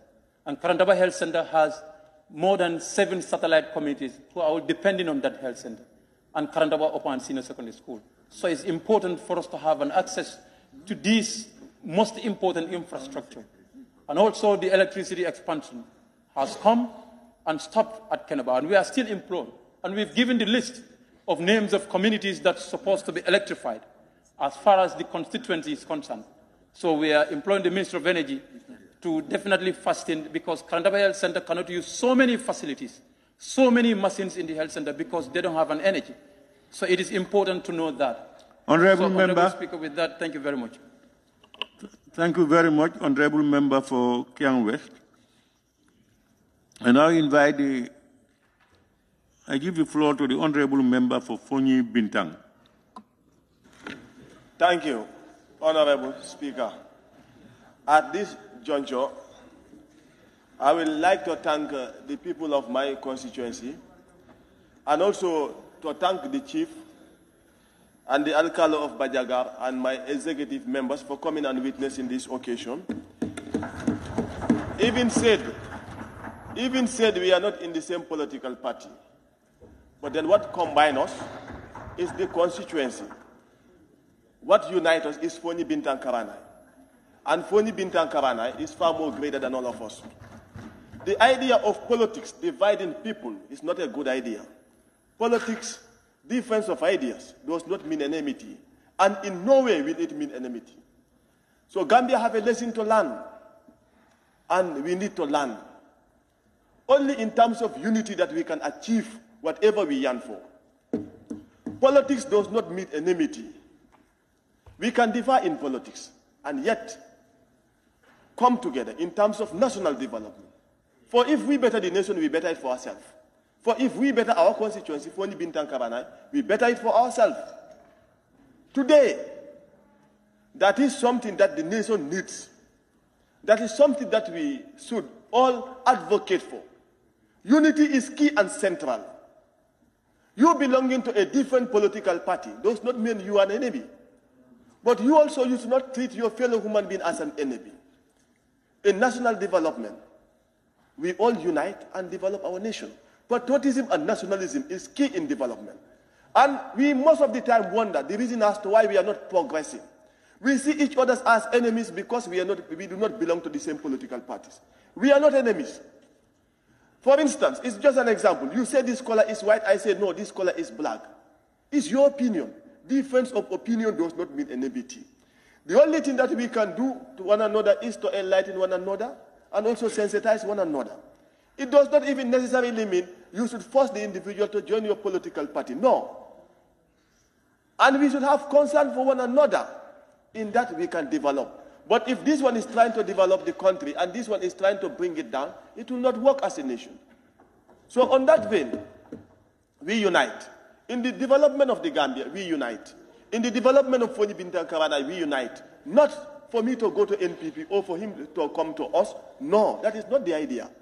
But then, We have a tax, a responsibility to serve our people.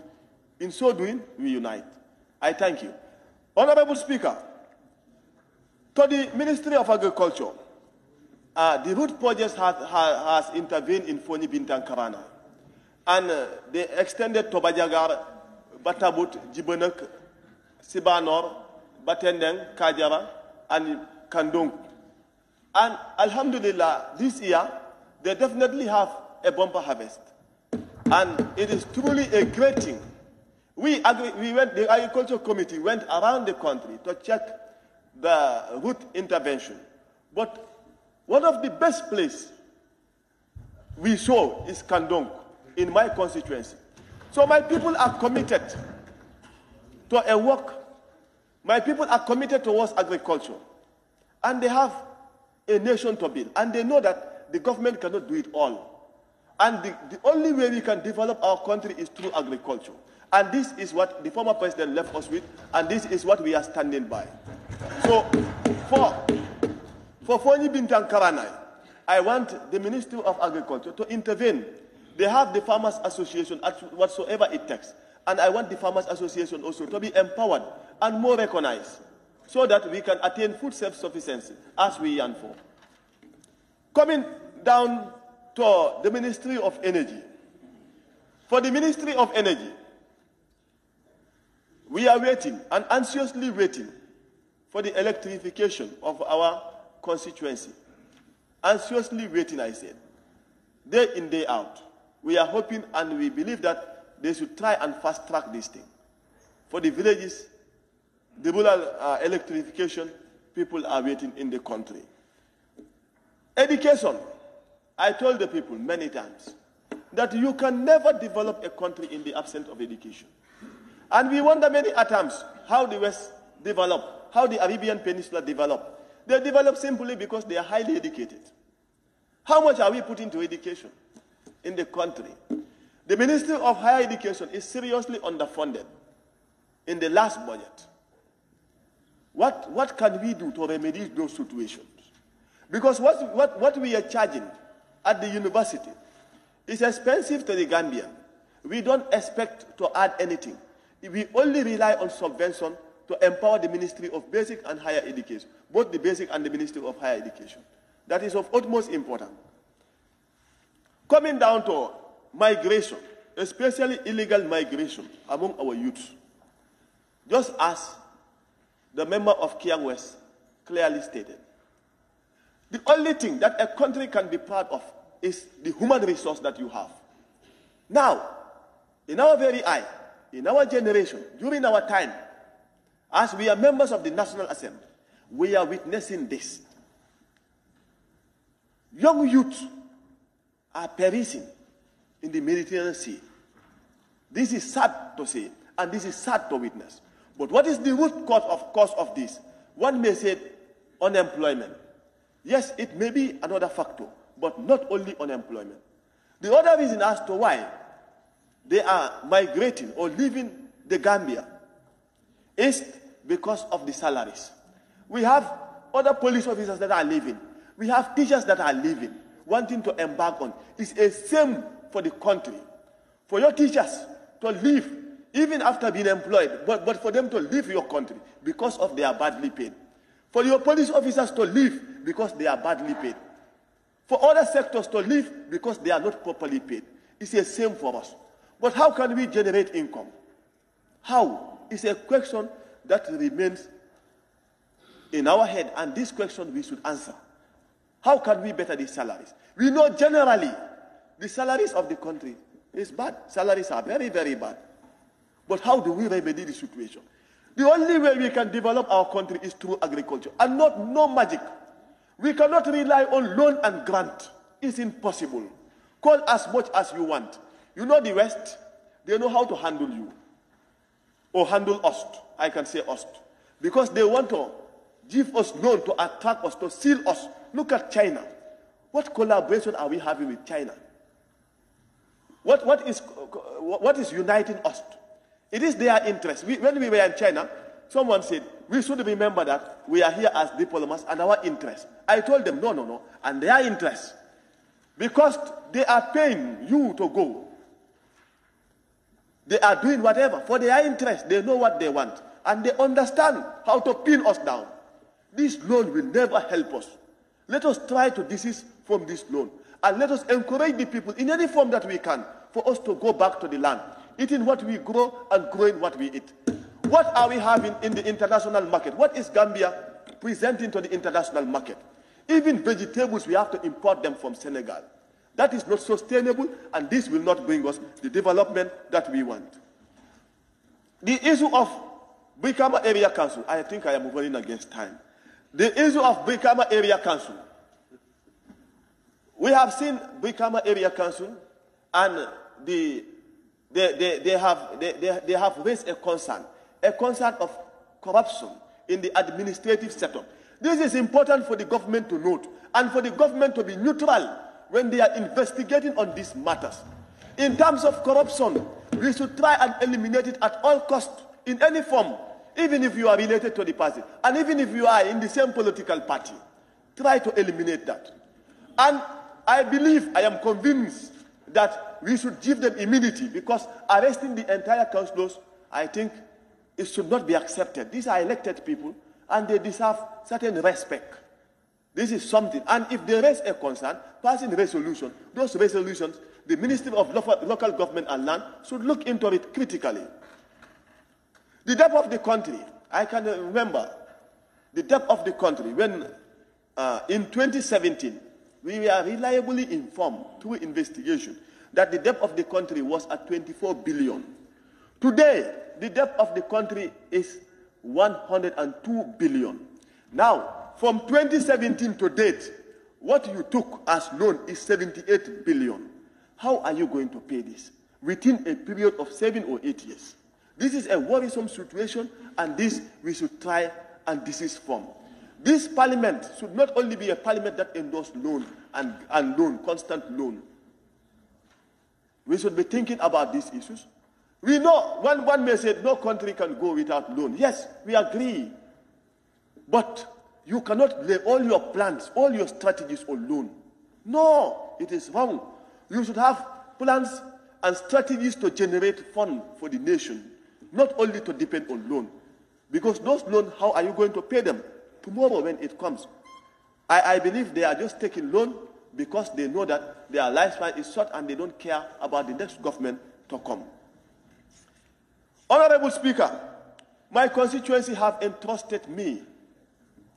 And one thing very interesting, that I grew up in that constituency. They have evaluated my character. And they have chosen me, they elected me, for me to represent them.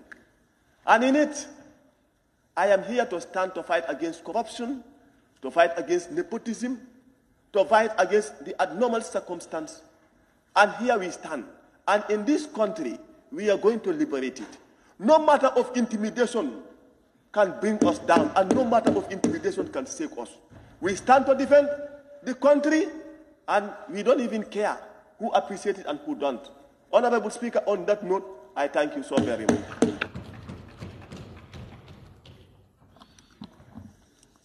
Thank you very much, the Honorable Member for Fonyi Bintang. The Honorable Member for Nyamina West may now take the floor.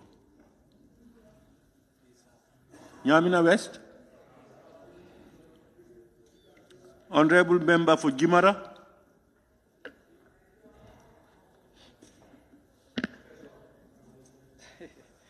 Thank you, Honorable Speaker.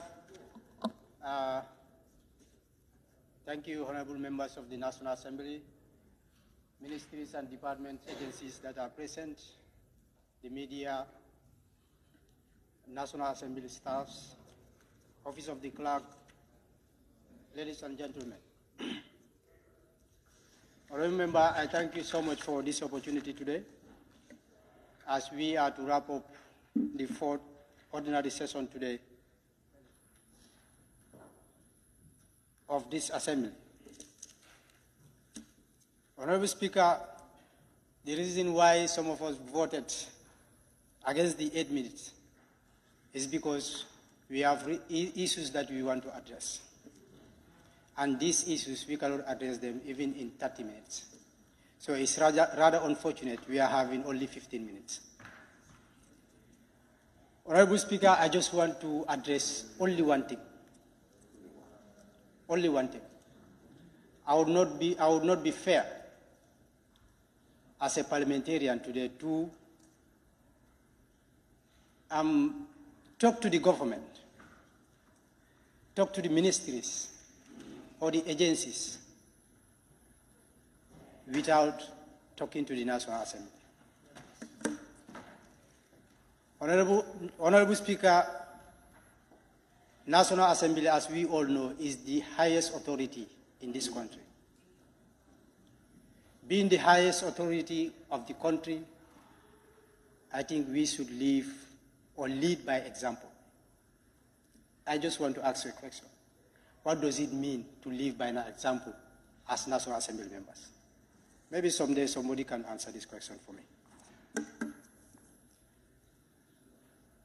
Honorable Speaker, as our core functions dictates, we legislate, we perform oversight functions, and we represent our people, as we are doing today. But how do we do this if we are disunited? How do we attain this? Sorry to say this, if we are not serious about what we are doing. You cannot be serious if you don't want to live by an example or lead by an example. Honorable Speaker, as I was on top of my head, as I was putting something together,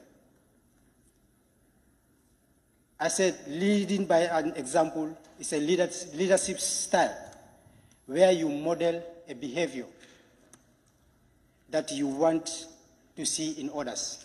It could be your team members, it could be your co-workers, but as far as you are leading people, you have to model something that you want to see on them. So when you lead by an example, you don't just push the team members towards an excellence, but rather you actively demonstrate that excellence. Honorable Speaker, if you lead by an example, you can inspire the people around you. As National Assembly members, we should be inspiring the ministers, the directors, the PSs that are around us. We work together hand in glove. We give them tasks for them to perform. How do we think they can take us serious if we as National Assembly members are not serious? I think this is something that we need to change. Honorable Speaker, leading by an example can build trust between you and the others. As I said, the executive are only implementing officers, from the chief executive down to the last person. We give them what the Gambian people ask us to give them, that is the laws. We appropriate funds. They initiate programs and projects. We go out and see how these projects are ongoing, if they are affecting or impacting the lives of our people. But Honorable Speaker, you'll be disappointed. National Assembly, we are dictated by our standing orders that our sitting starts at 10 o'clock. But Honorable Speaker, I cannot remember coming to this National Assembly, starting our session at 10 o'clock. It's always after 11 o'clock, 12 o'clock, or 1 o'clock while ministers are sitting waiting for us.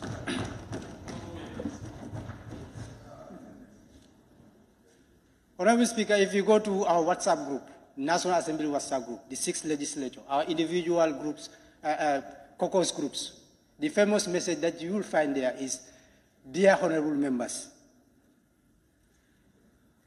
we kindly appeal for you to proceed to the chambers as we are to start business. Do we need them to beg us to come to National Assembly? We have everything. We have our vehicles. We have our allowances, we have everything. But while people are seated, others are outside. You see, look at the seats. I am addressing the National Assembly, not a single party. So, Honorable Speaker, we need to be very serious. As the famous saying goes, he who claims equity must come with a clean hand. You want to hold a minister to account, please hold yourself to account. You want to hold the president to account, please come to the National Assembly on time.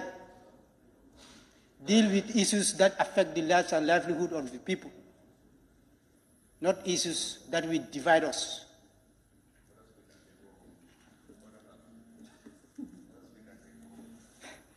Honorable Speaker, they are just reminding me.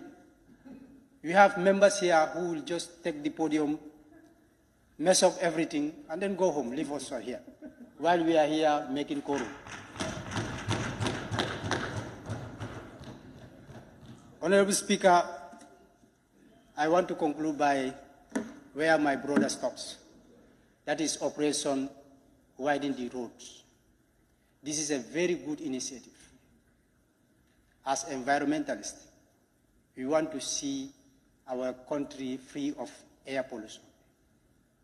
We want to see our country being clean and everybody, live in a life, a better life, in a safe life. We see the traffic congestion before the operation starts. We applaud the government and the initiators. But one thing we want to address, we want the implementers to know whoever lives on the soil of the Gambia is your brother and sister. The approach is very important. We see in videos and pictures where police officers, they will just go and destroy whatever they found on the road. We want to talk to the authorities that give them the mandate or the order. When you go out there, make sure you don't go with authority, but go with an order. This order should be, go negotiate with the people, sensitize them, let them know where they are occupying is illegal, and let them move peacefully. But not to go with the impression that we are going to deal with them because they refuse to abide by the laws. Don't deal with your brother. He's your brother, your sister, your mother, your aunties. We can get them out from wherever we want to get them out without beating them. We don't need to handcuff anybody. Honorable Speaker, this is something that I want the authority to understand, especially those boys that you send outside, giving them orders. When giving orders, please, the command, the highest command, mind your language. Because it is what you inculcate in them that they're going to portray outside. If you preach peace, they are going to be peaceful. But if you ask them to go and deal with people, they will deal with them mercilessly, and this is something that we don't have to tolerate. On that note, Honorable Speaker, I want to thank you so much, and all the members that since we started this session had been sitting all day and night to see to it that we address issues that affect our country, and also want to appeal to members, honorable members. Let us be very serious if we want to be taken serious. If you want somebody to respect you, respect yourself. This house has to be respected. But it is what we do here. I want to appeal to the board members, board leaders, majority and the minority, including your chief whips, to buckle up We are guided by rules. National Assembly, we have our policies. Let us start applying our policies and rules. On that note, I thank you so much. Thank you very much, Honorable Member for Jimara. And there's a special comment you've made. You looked inward. Respect is earned. These are concerns of the administration. We were in consultation with the various leaders. Thank God, honorable members themselves realize it and that they are putting it on the floor.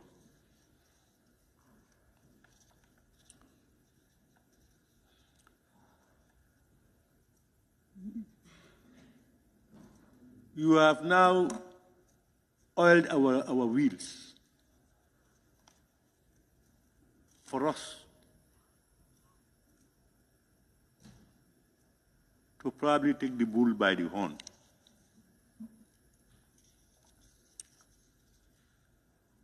Thank you, Honorable Member for Jimara. I now invite the Honorable Member for Sani Mentoring.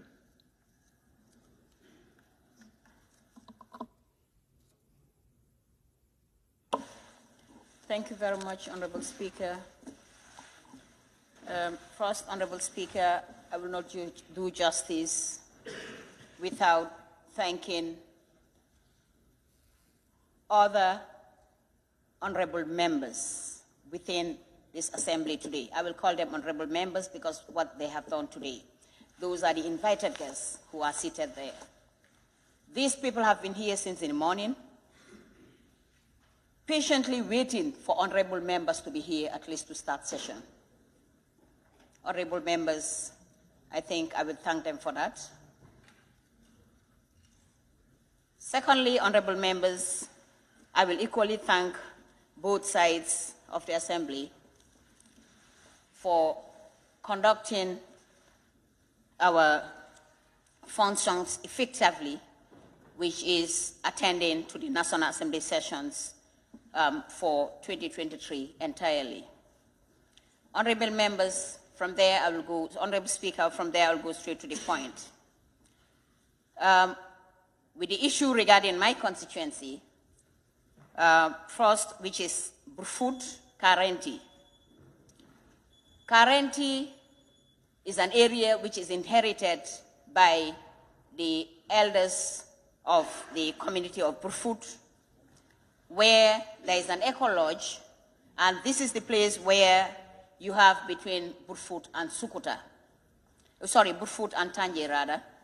Burfoot and Tanje, there is a forest called Karenti.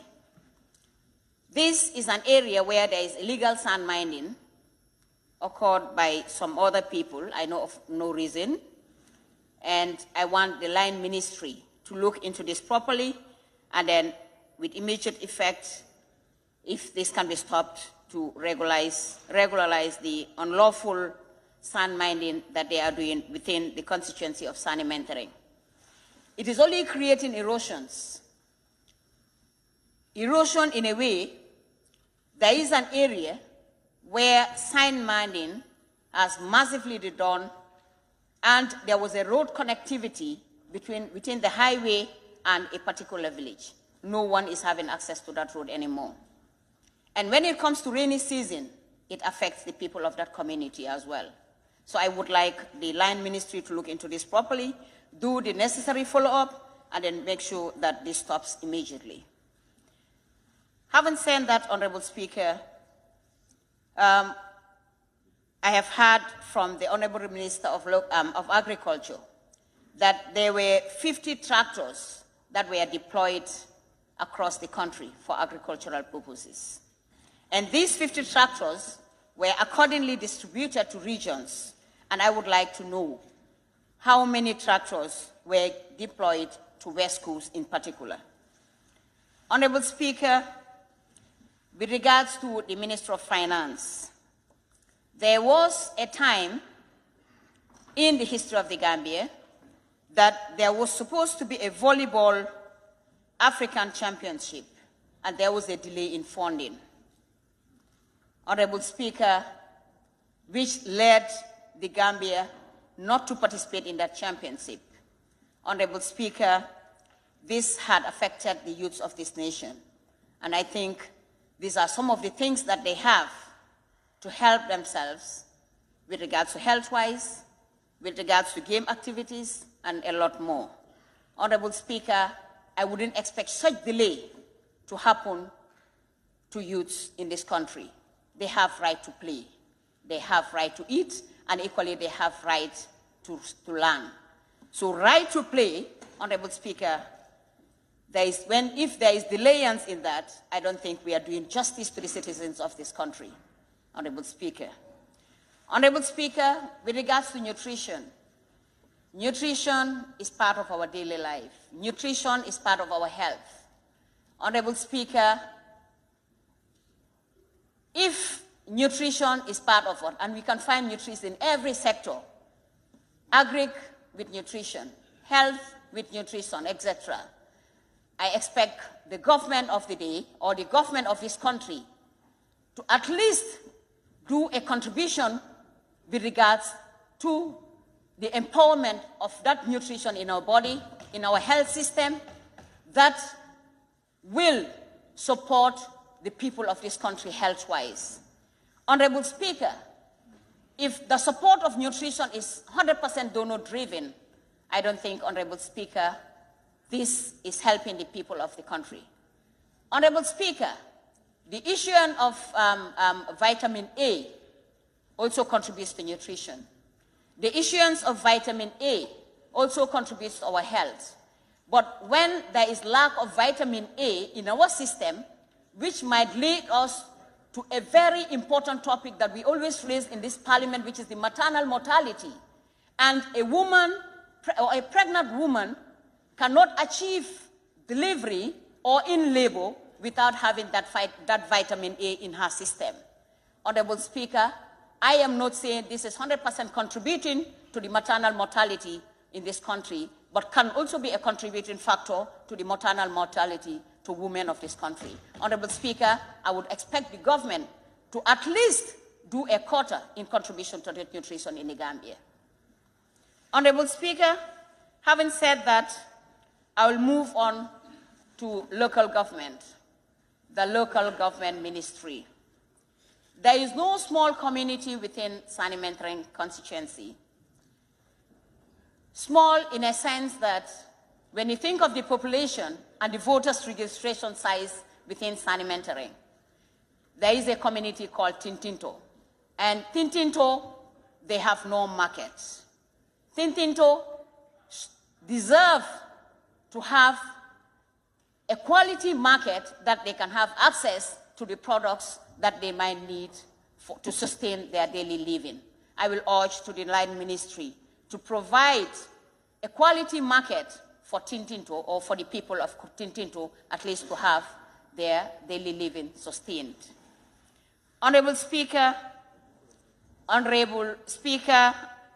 I will say again, Honorable Speaker, operations to clear the road. Operations to clear the road, 1 or 2 members have already spoken about, but it is not also bad to elaborate or to add on. Honorable Speaker, it is of importance for a country to clear its road to be motorable. This is very important. But then, after clearing your road to be motorable, at least the people whom you move from that road should be given a better place, at least to sustain their daily living. These are vendors who sell their products. These are women who do gardening, at least for 1 month, after harvesting their lettuce, or harvesting their garden eggs, or harvesting whatever products they might harvested from their gardens. Do sit by roadsides, at least to sustain their daily living. It is of very importance, as I said, that we clear our roads for motorable, but then it is equally important to have a better place for those women who are vulnerable, for those youths who are vulnerable, at least for those youths, to encourage them, the youths who have encountered the backway syndrome, and get encouraged with a say that let me go back to my country and see how best I can sustain my living. If those youths who are trying to sustain their living have been driven from the roadside, from the businesses, the little businesses that they are trying to empower themselves, and yet they are not given any small space rather than roaming in street trying to sell the materials or the products that they are trying to live, to better their living. Honorable Speaker, I don't think this is encouraging. Let us encourage the youths of this country in order to discourage them from the backway syndrome, in order to encourage them by empowering their families, in order to encourage the women who are working tirelessly to support their husbands at home. I don't think this is fair to the women of this country. I don't think this is fair to the youth of this country. Let us empower our people instead of crying them. Honorable Speaker, having talked about that, the Women Federation market within Sani-Mentereng constituency, in particular Sukuta. Honorable Speaker, the people whom that site has been taken were not compensated.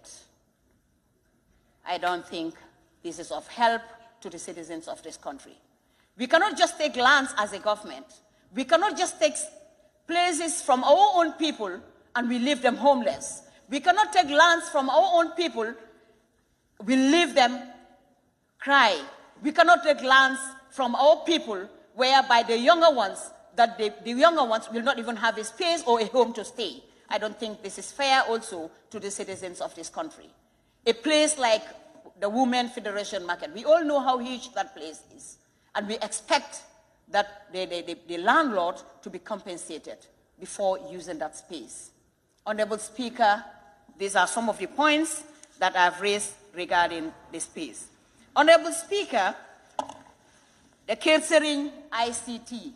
ICT, we all believe, is in Ksering, or was in Ksering. There was a portion which was left after the first regime had taken some portion which ITC was established. But the little portion that was left, which should have been given back to the community of Ksering, has never been given back. And again, it is not fair to the citizens of this country. Honorable Speaker, I will urge the Line Ministry to either compensate or give back the little portion that was left for the people of Ksering to be given back to the community of Ksering for a better use. Honorable Speaker, the Sukuta-Serekunda road connectivity. Sukuta-Serekunda road connectivity is in a very bad condition, and this needs reconstruction. I will definitely urge the Line Ministry to look into this properly so that the road can be motorable, at least people to be having access to their daily businesses. Of course we are, but then there is delayance in some sectors with regards to taxi drivers, with regards to other human beings who will be traveling or walking in streets at least to sustain their daily living as well. Honorable Speaker, that reminds me to Jabang-Sukuta traffic light. Jabang-Sukuta traffic light is a very important route. It's a very important route to the citizens of this country entirely because it's a center where most people will travel through. Some will use that road to Jabang, some will use it to Jambanjeli, and some will even use it further to Brikama, Gunjur, Olyundum, and some other places. That center where you have the roundabout is at a very dangerous point. Accidents happen there daily, or at most, and I will suggest and I will urge the Line Ministry to also look into that, to make sure that they have reflection on the roundabout for the betterment of the people who use that end. Because at night when it is dark sometimes, people will not see the roundabout easily and there might be accidents that occur there in most cases, especially at night. So I will urge the Line Ministry to look into that and then see a best way that that place can be improved in order to reduce accidents that might occur every day. On that note, Honorable Speaker, I beg to leave. Thank you.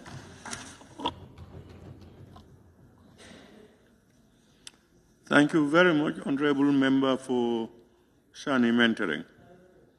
I now invite the Honorable Member for Central Badibu. I'm here.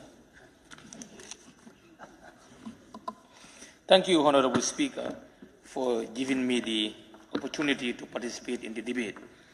Honorable Speaker, I think I was really moved when a member of Jamara made this contribution by urging this noble house to take our cause as a serious cause. I think, as you also alluded, the statement is an energizer, not only to the members, but to the authority as well. And as the saying goes, whom much is given, much is expected from. Honorable Speaker, this parliament is a parliament that the Gambian people have hope in. And in the morning, what we have seen, I think all of us should stand firm. And I thank people who voted for the time to be 15 minutes. This is a very simple equation. If you cannot talk more than 10 minutes, talk for 5 minutes, sit down. Members have issues in their constituencies. This country, we have issues, in our constituencies, in our corners, everywhere, in our institutions. So I might have an issue to talk. I cannot talk within 8 minutes. So you are denying my democratic right. Let democracy should start here and go to the communities. But if members are trying to come up with motion every time, adjournment without no debate, if you are speechless or you don't have any issues to talk about, please reserve yourself. Allow us who have issues to talk and they talk about it. This is Parliament. Parliament is about talking. If anybody is tired, please, you have an opportunity. Take permission from the Speaker. Go and relax. We do the work. Thank you. Honorable Speaker, coming to the issues of my constituency, the road construction from Bani to Salikenya is in high gear. The minister responded that the percentage is 60%, which I want to applaud the ministry, NRA, and the contractor for the fast job that they are doing. But these days, we have been seeing the stop of the work. The work is not in progress. I don't know the reason. Maybe the contractor can explain. So I want the minister to make sure that follow-up is done, because he said the road will be commissioned by February. And this road is a long-awaited road that the people of Badibu Central needs most, because the road has been known as the Balamba or the Powdery Road for centuries now. So we believe with all our efforts, the road can be completed and commissioned. Honorable Speaker, coming to ferry crossing in North Bank region.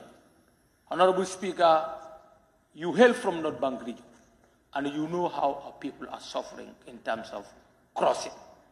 And I think it's right for us to take action and prevent future casualties. We heard about Baton de Jola.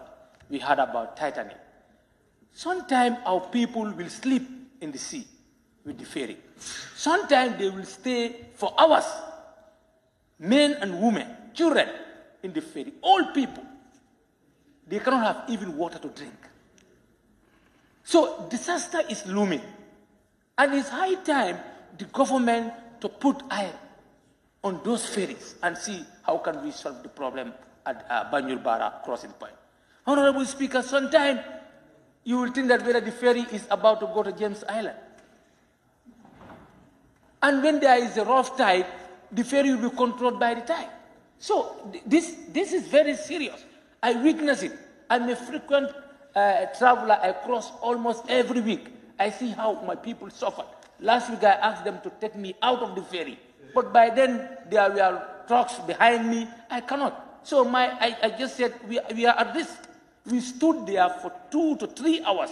The ferry cannot move. And I could remember, in 2018, a lot of funds were given to that institution to make sure that they work on the landing side. What is happening to our institutions, Honorable Speaker? Honorable Speaker, I think this time you need to intervene. You also use your card to save your people. If not, The disaster will not be only limited to Badibu, but the Nyomi also will be affected as well. Because you know how many of them cross all over to come and do their work here. Honorable Speaker, we have to also thank agriculture for giving us small ruminant project in the community of Jambekunda and Sampakumbaya. These communities, there is a construction of animal shed, and feedstuffs were also given in a form of a fodder, which is going to help animal nutrition, and is going to also motivate people to be embarking on animal rearing as a form of farming. Honorable Speaker, climate change. I expect the Vice President or any one of his representatives here to inform the August gathering what did they learn from the famous COP28. What is our take as a country? Honorable Speaker, climate change is real. We need no expert to tell us that climate change is happening in our society. We have seen droughts all over. We have seen change of weather. We have seen extinct of certain species in this country that you can tell me when you were young in Alberta, some of these animals that you can just go outside, you see them, they are no more seen in our communities. Even the tree species, they are not seen. What is happening to us? So something is happening, we need to prepare for the future. And I think going to COP28 as a country, Gambians need to be informed. What holistic approach are we going to take? Because we are not the greatest emitters, but we are the greatest sufferers. We are feeling the pinch. Do you understand? So what do we need to do? Is it that the European countries or the developed countries are calling developing countries to put money to combat climate change? If that is it, it's unrealistic and we cannot do that. But we must have a plan to save our own country. What is our plan as a country towards combating climate change? Climate change is real. We have low agricultural productivity. People are sick. You cannot understand the type of sicknesses that are happening now, whether skin rashes or whatsoever. It's all, caused by what? Depletion of the ozone layer. So actions need to be taken. We cannot be only making rhetorics. We cannot be only making new slogans every year. And I was surprised, disappointed, when the minister responded to me that still now, about carbon trading, the government doesn't have a complete, robust scheme about carbon trading. Who knows? We have some people in our communities, in the name of NGOs, are they making funds out of our little forest cover? Sometimes you go to your environment, you see a tablet, they put something, an information said there, mangrove restoration. The society need to be informed. Let us not take our people for ride. Do you understand? So we need to be very serious and prepare our people that the trees that they are growing in future is not only the fruit that they can harvest, but they can get a market out of it. They need to be assured. They need to be well informed. Honorable Speaker, coming to the councils, the independence of area council is stipulated in Section 193 of the Constitution. We need no lawyer to explain this thing for us or to interpret this section for us. The area councils need to be independent and autonomous so that they can be able to do their work effectively and efficiently. We know the executive also have a role to support them in implementation of their policies. But what we are seeing in this country is not welcoming. We have been seeing fight councils against the executive. Enough is enough, Honorable Speaker. The people who are employed at those councils, they are citizens of the country. They have families. What is happening in Brikama right now is uncalled for. These are elected members. They made their decisions. We have the courts. If any decision that is made, let us challenge them to the courts. We have seen where councillors took matters to the court and they won. But why is it that, there are people who are suspected of economic crimes, corruption? They have asked to go and sit down until investigation is done. And these are evident. The commission, in fact, manifested it. Honorable Speaker, we have to be serious. When it comes to political time, let's all go into our little corners and campaign and do our politics. When it's time for work, let's support each other. Let's support each other. The councils, they must have a responsibility to carry. We must hold them to task. Sometimes we blame the central government. The central government did not do this. They cannot do it. The councils must be responsible to carry out those functions. But you need to give them support. You need to give them support so that they can be able to deliver. Because we have seen that some of the councils, the revenue collection is very low. For example, North Bank region. Because most of their revenue side is now given to the central government. So, if we don't support, we don't work together, how do you expect those councils to function? Before, they used to provide scholarship. But now, if you go there, they cannot. There, we talk about, collecting garbage. So, waste. So, what are we thinking? All the countries, if you go to the sub-region, you have been going on study tours, you see how other countries are very clean, they move. Gambia is the only country that is going down. It's sad to say. With a population of 2.2 to 2.3 million, still now we are crying, we cannot manage the resources, ambience all over. Honorable Speaker, this is a serious matter, and I want the government of the day, the president, to be very careful with these councils. Much more Brikama. We all celebrate peace. When there is peace, at least we all eat our nadas and our kuchas, our super kanjas, at our little corners. But when there is chaos in the community, when there is violence, who is at peace? And violence is just like rainfall. It doesn't fall on one roof. Who knows who's going to be a victim? Brikama's issue should be an issue of national concern. Because once people are not getting their salaries, when people are not comfortable at the market, there is chaos here and there, you don't know, it can happen. You have to remember Animal Farm. Nobody thought that the animals will go out against Mr. Jones. I'm not propagating for anything, but I'm making a scenario you need to understand how things come about. When people are suppressed, they can come about at any time. And you can control it. No laws can control them. So before all that happens, let's dialogue and solve matters and move on. Honorable Speaker, coming to the alcalos and the chiefs, fortunately we have one chief in our midst. Their courts need to be supported because they deal with matters. And sometimes what is happening in the chief's courts, sometimes they use their own discretions to make certain rulings on certain matters that they need education, they need support from the judiciary. They need to be empowered. Because sometimes the decision that they make could be challenged.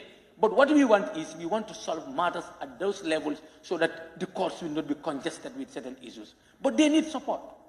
They need support. They need people to be also guiding them. And the Honorable Speaker, it's so unfortunate. You go to the Chief's Court, all the council members of the Chief, most of them, only few courts, Chief's Court, you go, you find a female there. They are all male-dominated. Now, what if a woman has a case, and you know that sometimes there are issues they don't want to express it in front of men, or sometimes they see that men suppress them. So I think, time has come for us to include women in the councils. And these area councils must be ready to put it in their budget to make sure that they also get sitting allowance. At least if we cannot have two, but we need one to be part of the safest council, so that decisions that affect women, they can be able to echo it. I think this is another affirmative action that we need as a country to work on it. Honorable Speaker, I have a very few seconds to go, but the University of the Gambia government needs to look at it and make sure that the people of wisdom are invited and work in this country. We have a lot of...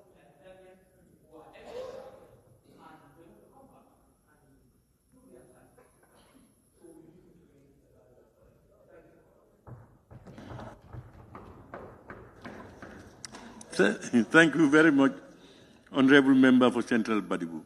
Honorable members, most of you said in your deliberations that we have three key functions: representation, legislation, and oversight. And most of the issues raised here are under those domains. I don't know how we can complain to others. People should complain to us. We are to solve this problem. We have our committees. We have our everything in place. We have the necessary legislation and the powers vested. I mean, most of what we are complaining, the ferry is not functional. The money given is not, where is it? Who should answer the question? Assembly members must provide the answers to the people. So, let's look inwardly ourselves and see what can be done for the interest of the people we are here to represent. Huh? Thank you very much, Honorable Member for Central Badibu. I now invite the Honorable Member for Ilyasa. Ilyasa. Thank you very much, Honorable Speaker, for giving me the floor. Honorable Speaker, let me first thank the Office of the Clerk and your High Office as well for your dedication and patience during the period. Honorable Speaker, again, equally, let me thank my fellow National Assembly members for their dedication and cooperation during the period from the 22nd to date. Honorable Speaker, the Ministry of Water Resources, let me profoundly thank the Ministry of Water Resources for providing cluster borehole, a powerful borehole for the people of Ali and 𝒃𝒃. So far, these two villages, so as far as the water problem is concerned, it is now solved. So I thank the Ministry of Water Resources for their intervention. But again, I have a worry. And my worry is the dog boreholes. And there are 3 villages in my constituency. That is Nger Angale village, Jerekau, and then also Balengo. These boreholes were dug some years back, and then they promised to fix these boreholes, but up till now, nothing has been done.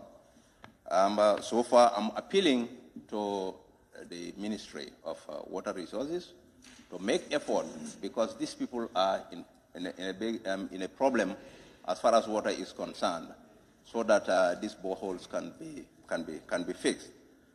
Honorable Speaker, education. If we reflect our mind, 3 years back, there was a windstorm that affected many schools throughout the country. And these affected schools, the problem are still there.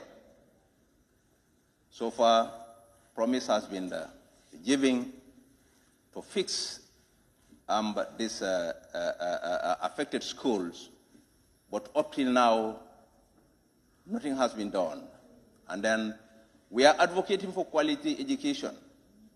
Sometimes when I visit some of the schools, affected schools in my constituency, I feel so bad due to the condition of the teachers and the students that I found in those schools. So definitely the Ministry of Basic and Secondary Education should do something to fix these problems in the schools, so that the teachers and the students also can find conducive to have learning and teaching and learning conducive for them in the various schools.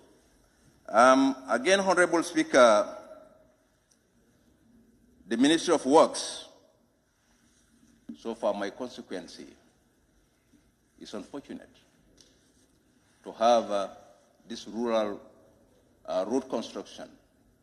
We have very important roads in the Upper Badibo. But these roads, definitely, they are still there. Nothing has been done. And I have reported this for several times. So definitely we will need the intervention of the government to consider us as well, as they are considering other consequences. So definitely it will be fitting, definitely for us, for government to consider us as well. Again, I want to support my fellow National Assembly member, that's the member for Jimara, for calling under our fellow National Assembly members to comport ourselves, to be serious. This National Assembly is very important. Let us see ourselves as important people. Let us see ourselves as people who are serving the people of the Gambia. So we should set better examples. If you look at the assembly today, the chamber, it doesn't look nice, definitely. Please, our fellow National Assembly members, let us try by all means and dedicate ourselves to our duty. We comport ourselves, as we should know that we are serving the Gambian people. So let us try and serve them to the best of our ability. So far, Honorable Speaker, thank you very much for giving me the floor. Thank you very much, Honorable Member for Ilyasa. I think we may resort to majority and minority. We may resort to publishing names of absentees each time we had these things. That is where the people upset. Because at the end, those who are always here, they are being stigmatized by others who are not here. You know, there are people who are always here, but when you make general statements like this, it goes to knock everybody. So we may have to resort to announcing names. Those who, when we close business, those who were here at 10 o'clock will be registered. And at the close of business, those who are around will be registered and will be publishing this thing out for the electors to hear. Thank you, Honorable Member for Ilyasa. I now invite the Honorable Member for Banjul North. Banjul North. Thank you very much, Honorable Speaker. Honorable Speaker, before I zoom into my submission for today, I will want to seize the opportunity to thank my people, that is the people of Banjul North, for giving me the mandate, as usual, to better represent them in Parliament. And also to recognize a friend, a brother, who came all the way from Sierra Leone and who is currently the legal clerk of the Sierra Leone Parliament, who is Mr. Sow, over there. He is my guest. We met when I visited the UK this year, early this year. And I think one of the purposes when we travel outside the country is to network and see how best we can create opportunities for Gambian people to benefit and also other countries to benefit from us. So thank you, Mr. Sow, for coming to the Gambia for the first time to witness the adjournment debate of the Parliament for the year 2023. That is the fourth ordinary session. Honorable Speaker, I think it is high time for us to address the issue of honorable ministers and also permanent secretaries or their technical staff attending adjournment debates in this parliament. I think it is very important. We cannot be talking to ourselves anymore. We are tired. And this is happening, reoccurring every time. And this needs to stop. If they know that they will be having cabinet meeting, let us also look at our schedule and see how best we can work with them. Because whatever I am to say right now can only be addressed by the ministries and through the ministers. So if they are not here with their technicians, and the most important one is the technicians, so what is the reason of me standing here to say what I want to say? But notwithstanding, it is important for the records also to talk about issues that really affect our people directly or indirectly. Because I always say this in Parliament, that one of our stands, but I will say today one of my stands, is to address the needs and the concerns of the Gambian people. And I believe this is something very important. But like I said, before I zoom to my today's submission, I must put this to the Parliament. Honorable Speaker, going further, I always say this in Parliament, and I will keep on saying it. The issue of health should be everyone's concern.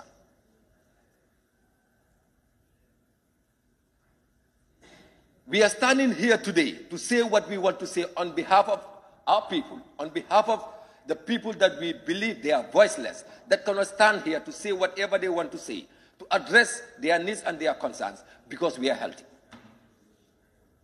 So I think the issue of health should be looked at. And I will start with the issue of the comprehensive health education, which is indeed happening in this country now. And I will want to commend the team that is led by Madam Fabian, who is doing extremely well in terms of creating awareness when it comes to comprehensive health education, because we are in need. Our young girls are getting pregnant. What are we doing as a nation to create enough awareness so that such a situation will change? Honorable Speaker, I'll be a little bit biased because as a representative from Banjul, particularly Banjul North, I can tell the Parliament that us, the people of Banjul, are in need of an ambulance. And I can vividly remember, this is not the first time talking about this.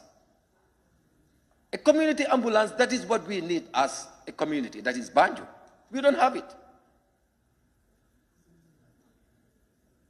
And we want to put it to the ministry, because like I said in the beginning, the minister should have been here with his technicians to hear this. I didn't only stop at advocating about it in Parliament. I went to the extent of going to his office to talk about it. But yet still nothing is done. And I think it is unacceptable. It is not doing well as far as the people of Banjul are concerned. The issue of the accident and emergency unit, one of the key elements of the hospital.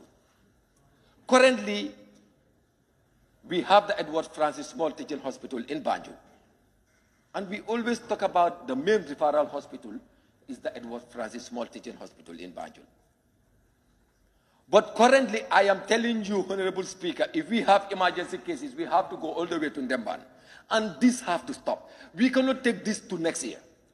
We are not going to accept this in 2024. Let them create an office so that they will at least attend to emergencies for the people of Banjul. I will give you a scenario. Just 2 months ago, somebody passed away because of asthma attack. When he got the asthma attack, the family had to get him from Banjul to Ndemban. On the way, he passed away, which was a very unfortunate situation. And we cannot continue losing our people carelessly. We expect services to be done, and effective ones for that matter. We need to move this country for God's sake. Honorable Speaker, the issue of persons with disability or differently abled people, I think there was an act that was enacted in 2021 here in this parliament. By then, we were not in parliament, some of us. What are we doing to see to it that the implementation is done properly? Just look at today, the direct ministry that is addressing the issue of disability in this country. For the people that are differently able to have access to their office, you need to carry them and take them up. Is that correct? Is that the nation that we want? Accessibility to offices, to especially public office. We should really look at this. It's important. They are part of us. And they have a role to play as far as our development agenda is concerned. What are we doing to empower people that are disabled in this country? But instead, how do we see them? We see them as people that we should sympathize. It has gone beyond that. We must support them. I think this is something that we also need to address. Honorable Speaker, I believe the Assembly is aware that 2 weeks ago I was appointed as the president of the Global Youth Mental Health Forum by the Peaceful Mind Foundation, which is an organization currently in India, but directly working with United Nations Global Compact.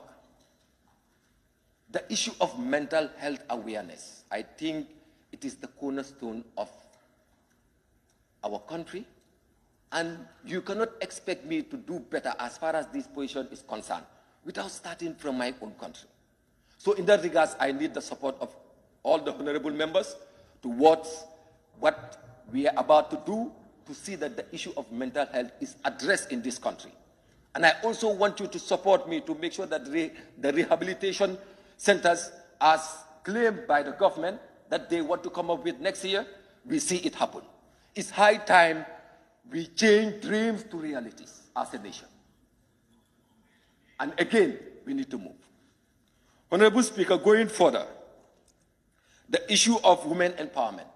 We have seen women in STEM, a great initiative.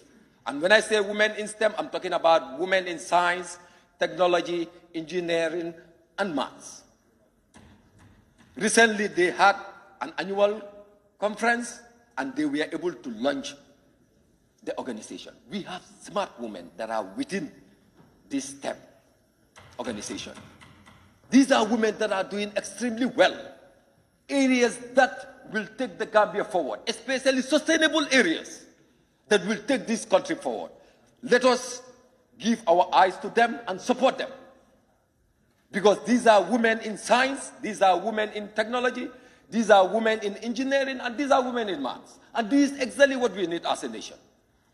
Honorable Speaker, the issue of funds being allocated through the Women Enterprise Fund to different women groups in the country, I think we need to look at it. And the ministry has to take it up. You don't expect to give a group of women of 52 members, for example, 100,000? What do you expect them to do with that 100,000 when they are already 52 in number? What are we addressing? Are we giving for the sake of giving, or are we giving for the sake of addressing? I think the government needs to work on this, and this is a call of concern that the women of the Gambia cannot be empowered in such a manner. And it is unacceptable, and we will never agree to that. Honorable Speaker, going further, the issue of nutrition. The Honorable Member for Sanimentereng did mention something about nutrition. I think as a nutrition champion, it will be very important to put it to honorable members. It is high time for the government to invest in nutrition. We cannot depend or rely on donors. It cannot be a donor-driven initiative for the Gambia, 100%. It doesn't make sense. We're talking about what you get at the beginning of your life.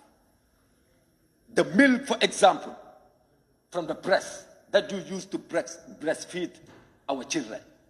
It's the only balanced diet according to nutrition that we have. So why can't we invest in nutrition? Understanding that if you invest $1 as a government, as an individual, you end up getting $16. What an investment. So I want to implore to the relevant authorities responsible to see how best we can invest when it comes to the issue of nutrition in this country.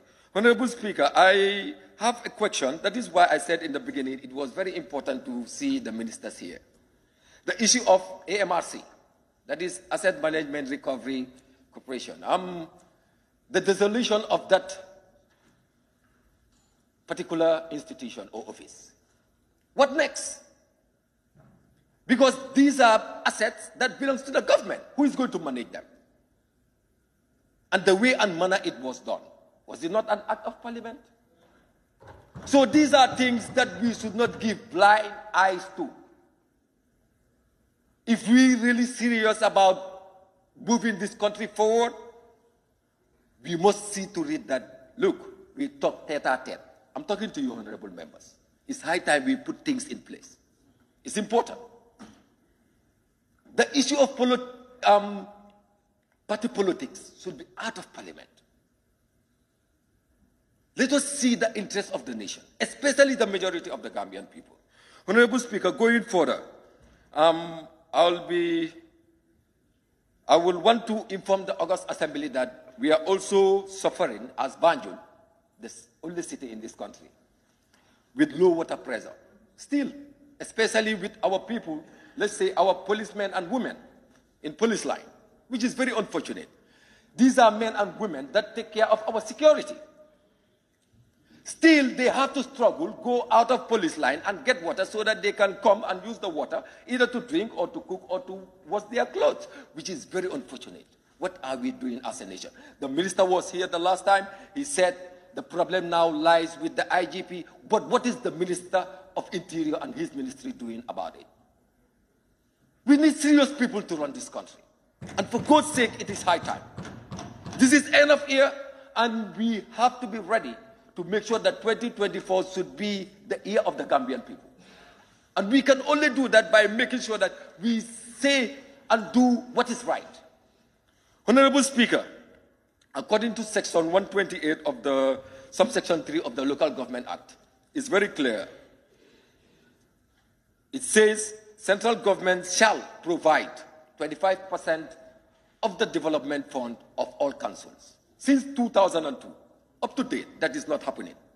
All what they are saying now, according to the budget, what I saw is they will be given a token. What is that token? Hey, we have to be serious, man. We're talking about people that are directly representing us at the grassroots. And I sometimes ask, are we for real? Because we're going to put laws in our books and we will do nothing about those laws. Thank you very much, Honorable Member for Banjul North. Honorable Member, we are short of time, please. Honorable Member, also, I just heard, if I heard you well, I think you said a member from the Sierra Leone Parliament is here with us, and I will be disappointed that. So you know our connection with Sierra Leone. Historically, Gambia and Sierra Leone, the Gambian Parliament with Sierra Leone Parliament, Dr. Abbas Bundu. You have an MP, Sierra Leone parliamentary worker here. You cannot even introduce him to the office of the Speaker. And then you just come and then mention him. We will have officially mentioned him. We are partners anywhere we go. I was a little bit disappointed with that. And honorable members, I think remember, I told you people here just about last time, that we appropriate, we legislate.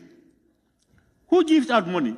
Just last budget, we appropriated funds to all the institutions. Until we were crying, we don't know what to do with some of the others. So, so why do we? Let's do it at the time. When we are looking at the budget, some of these issues cannot be solved now. The budget is passed. What do we do to invest into nutrition? At the time of the budget, look at it, and then you come out to do what is needful. Thank you, Honorable Member for Banjul North. I now invite the Honorable Member for Jara West.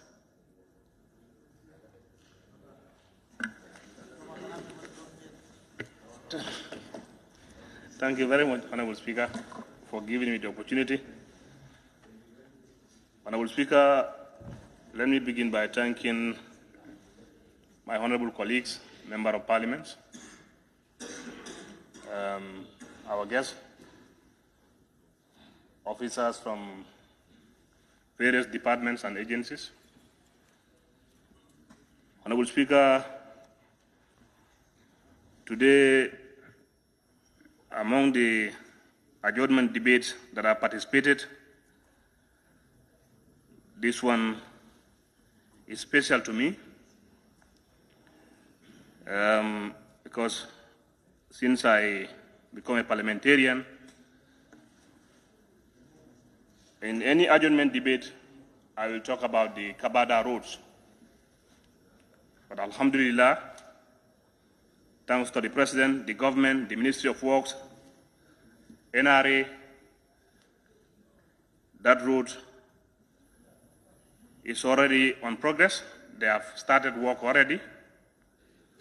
I've been to the ground, I've seen what they have started, and it's on high gear. So I will applaud the government and the Ministry of Works and Infrastructure for that, because I believe if you are talking about development, it has to start from constructing roads. And this is a dream for us, the people of Kiang and Jara, because this road covers from Kiang down to where Jara ends. So roads is very key in development. As I said, when we were promised these roads, we thought it was just a dream, just a saying like that. But now, everybody has seen it is real. So we applaud the government of the day with the ministry for commencing the Kabada roads. We know when you are having development, you will be affected in somehow. Like yesterday during the question and answer session, I was opportune to ask a supplementary question to the Minister of Works about the demolition of houses by the contractor constructing these roads. But thank God, Alhamdulillah, my mind was cleared and then my fears were allayed, that he said all those who are affected will be compensated. If your house is affected, you'll be compensated. And if they have entered into your garden, according to the minister, you'll be compensated. This is very clear. So it was a worry for within the community. People were worried.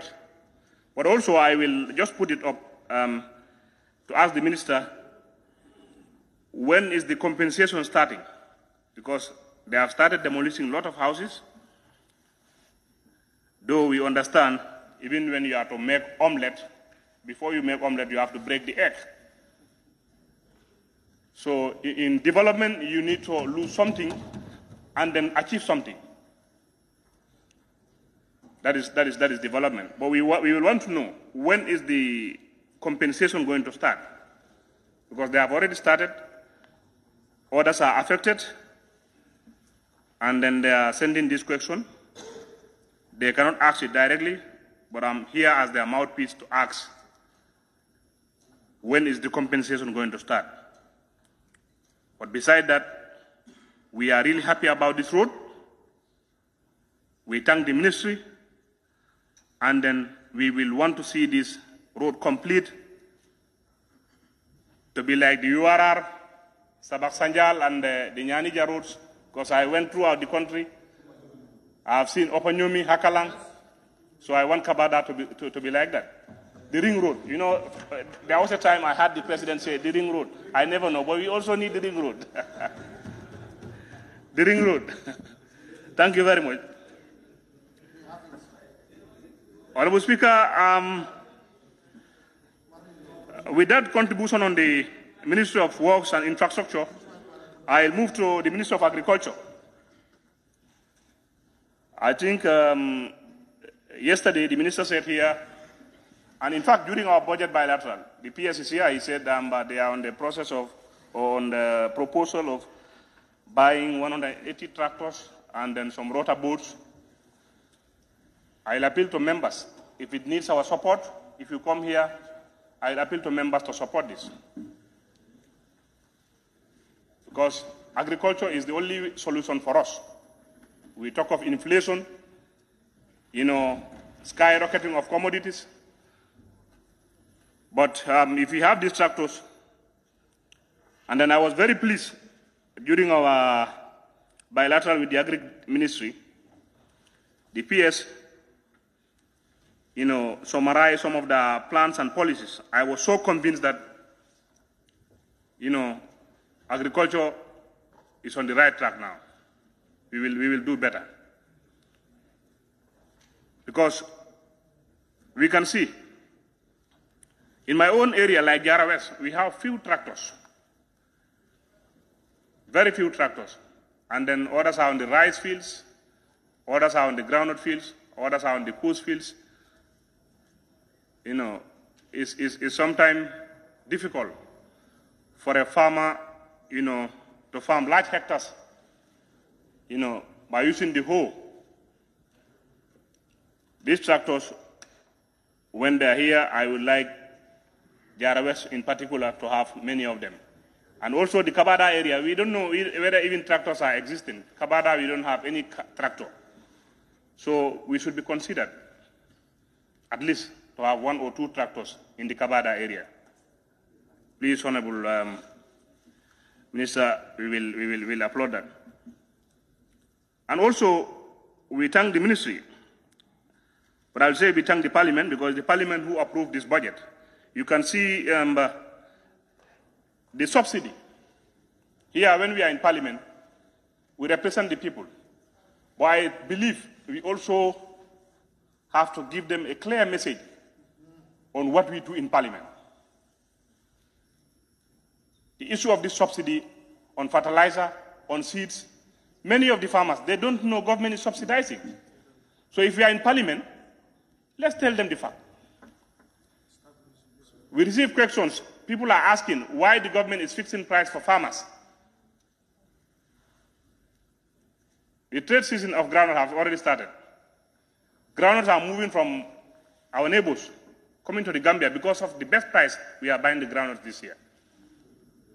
I saw it. I went there. Believe me. Yes, I live around the border. So, because of the good harvest, government have come up with a good price. They subsidize on fertilizer, subsidize on seeds. I think we expect our farmers to sell our groundnut to the Gambia, to the government. Also, when GGC buys this groundnut, it can also bring us foreign currency. It will boost our economy. So we should talk to our farmers. Let them know government is subsidizing. Like this year, only on the fertilizer subsidy, this 2024 budget, and the seed subsidy, is 500 million plus. 500 million plus. That's a clear signal that the government is in line in assisting the farmers. They are very serious. So as people representative, we should always tell them what is happening.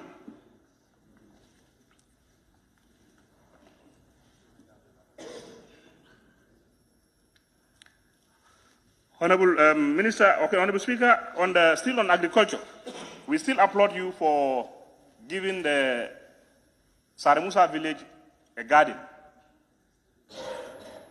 Since last year, technicians are coming. You know, the land is there, documents are ready. The project, the garden is from Giraffe. But then we are happy with this garden, but we want to know now when is this garden starting, because the land have been there for almost a year plus now. People are asking when is the garden coming to be in function. I will need an answer on that to give a feedback. On that, I want to move to Minister of Youth and Sports. The Minister of Youth and Sport, there was a question I asked to the Minister about the 𝒐𝒏 Mini Stadium. But his response was the 𝒐𝒏 Mini Stadium is in control by GFA. But this project of that mini stadium is incomplete. It's there for years and it's incomplete.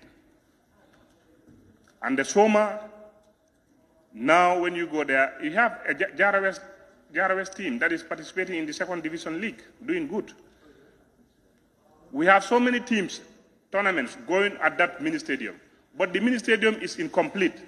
And the minister said that mini stadium is in the hands of GFA. I believe the GFA and the youth, the minister is responsible for both youth and sports. If it is on the GFA, we should know why the project is still not completed for years now. We need the intervention of the ministry. If at all it's on the GFA, but it's not, the project is not completed, let the ministry come in and then put in their hands for the completion of that project, for the mini stadium to be called a fully funded or fully standard mini stadium.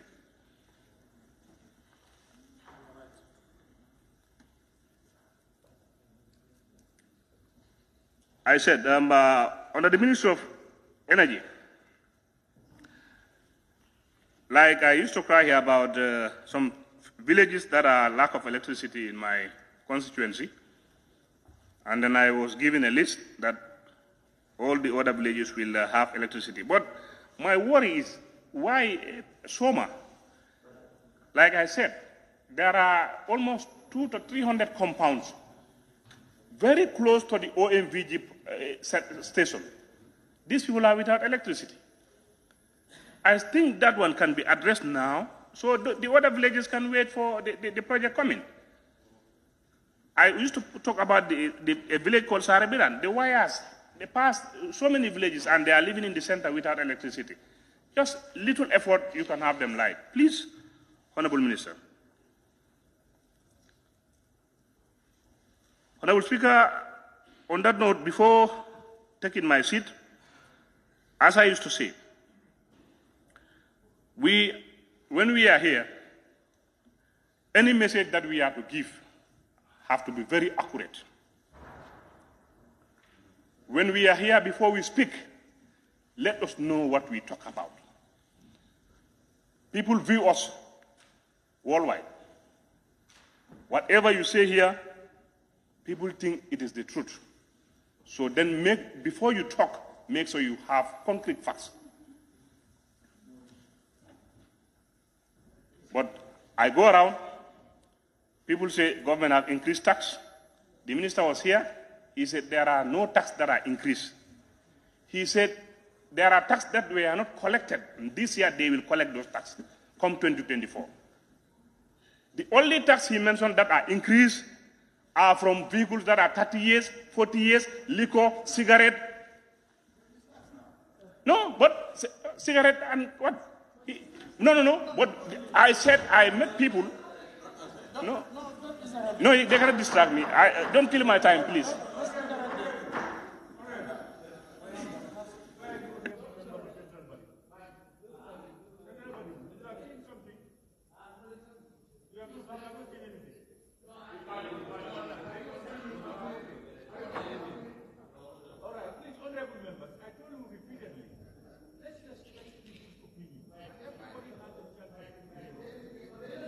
Sorry.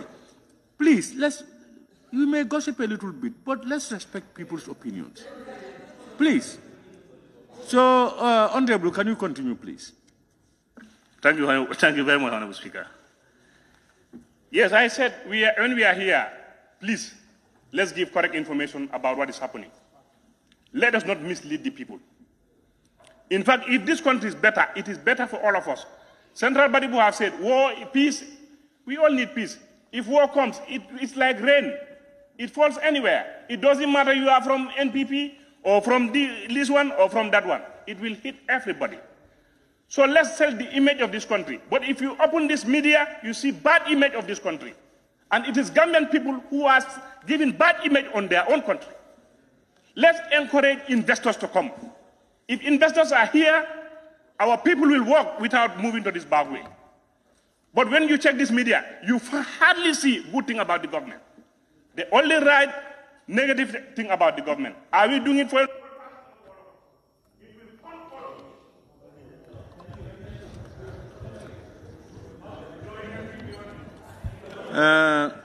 My brother from Jara.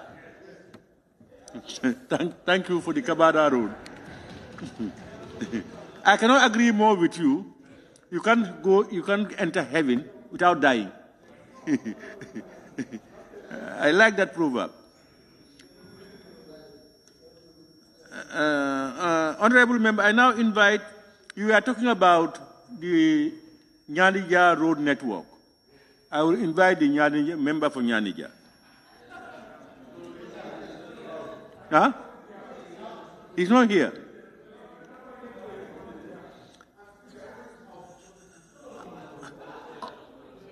I invite the honorable member for Bakau.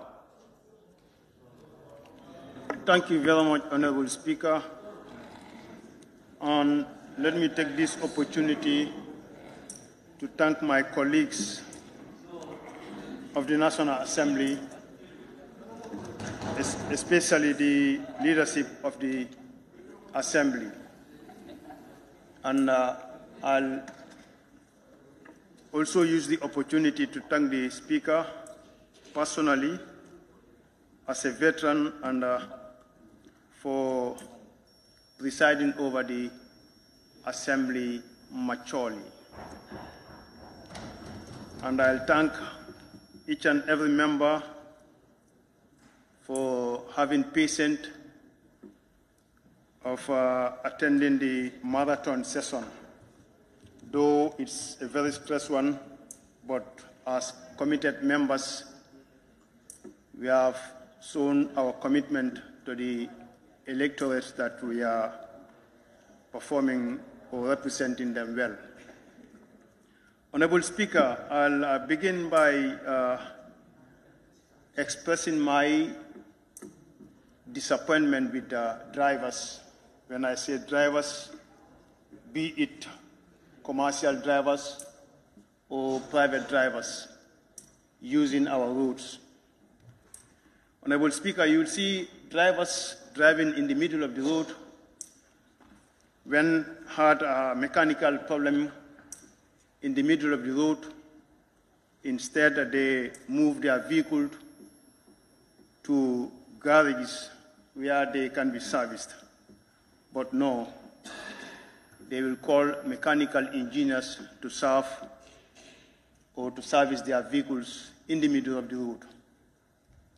That shows that there is no discipline in our midst. And as citizens, we have to emphasize discipline. Without discipline, Honorable Speaker, we are nowhere.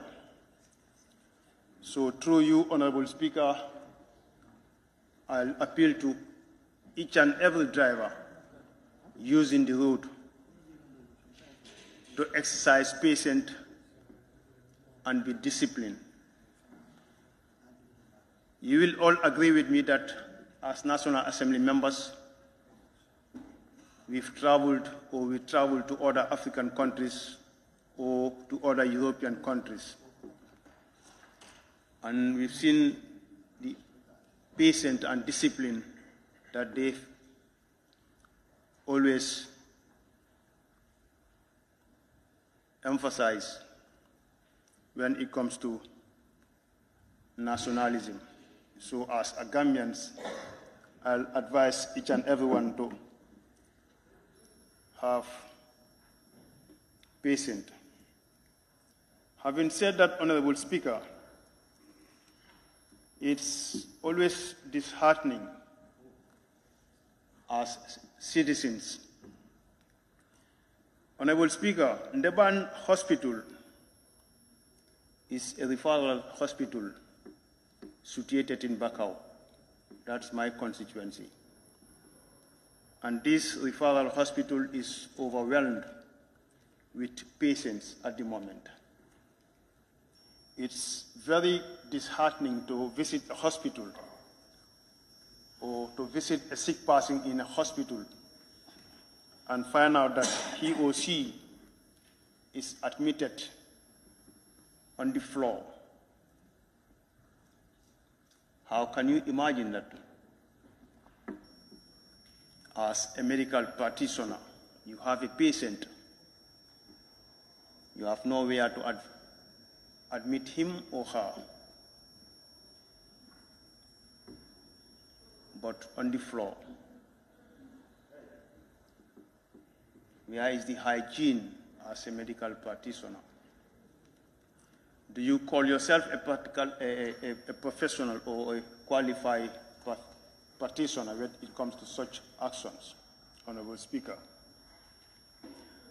Honorable Speaker, it's always disheartening to go to the hospital at night where you see dozens of patients queuing to spend the night just to get a ticket for the following day to see a doctor, Honorable Speaker. Honorable Speaker, where is the commitment of the ministry, or where is the commitment of the government, Honorable Speaker? Honorable Speaker, I'm saying this with a heavy heart. It's sad as a nation. This is not about politics, Honorable Speaker. These are hard facts that we are all experiencing. Whether you are supporting Party A or Party B, as Gambians, this is what we are all experiencing. So to be honest with you, Honorable Speaker, I am saying this with a heavy heart. Having said that, Honorable Speaker, we have seen a number of youths using a dangerous journey called the Ɓagué syndrome, or the Ɓagué. Parents are spending hundreds of thousands, and youths are spending hundreds of thousands to sacrifice their lives every day. And the government is giving a deaf ear on this. I'm saying this, Honorable Speaker, with a heavy heart. Why are we using this suicidal journey? We have to question ourselves. We have to question the government. Is it because of poverty? Or is it because of lack of employment? We have to find out with the government. And I'm sure they know very well, but they are giving a deaf eye or a deaf ear to these actions, Honorable Speaker. Honorable Speaker, having said that, Honorable Speaker, corruption becomes order of the day. Corruption becomes no secret in our public institutions. Corruption becomes an order of the day in our government institutions. Honorable Speaker, I'm saying this with a heavy heart, Honorable Speaker.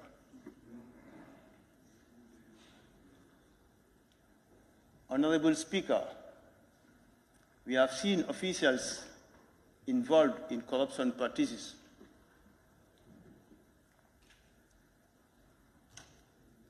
day and night.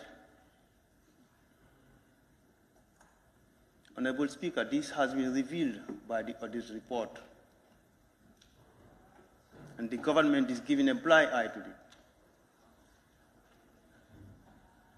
Honorable Speaker, where are we as a nation? When as government we entertain corruption, or we giving blind eye to the corruption officials? Where are we, Honorable Speaker? Honorable, having said that, last week, during question and answer session, I have asked the Minister responsible of lands a question about the allocations, illegal allocations of land at Kamalo. The response was the answer will be given, and the ministry have constituted a committee to look into these illegal allocations.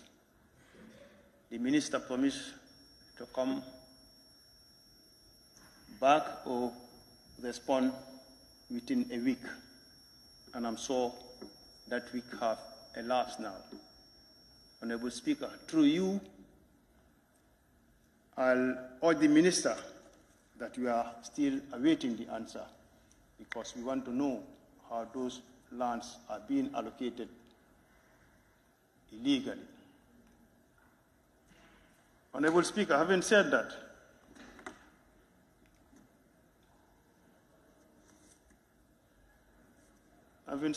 Honorable Speaker, and earlier on I have indicated that my intervention is going to be very limited in order to keep time and to allow members more time to deliberate on their debate. I think I have to stop here and give chance to my colleagues. I thank you very much.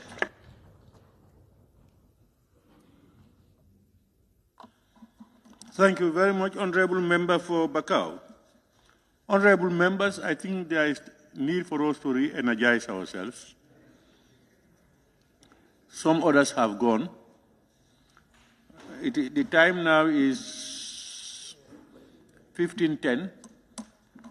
I think we can give ourselves 15 minutes to go for lunch and prayers and come back at 1600, 4 o'clock. Is that okay?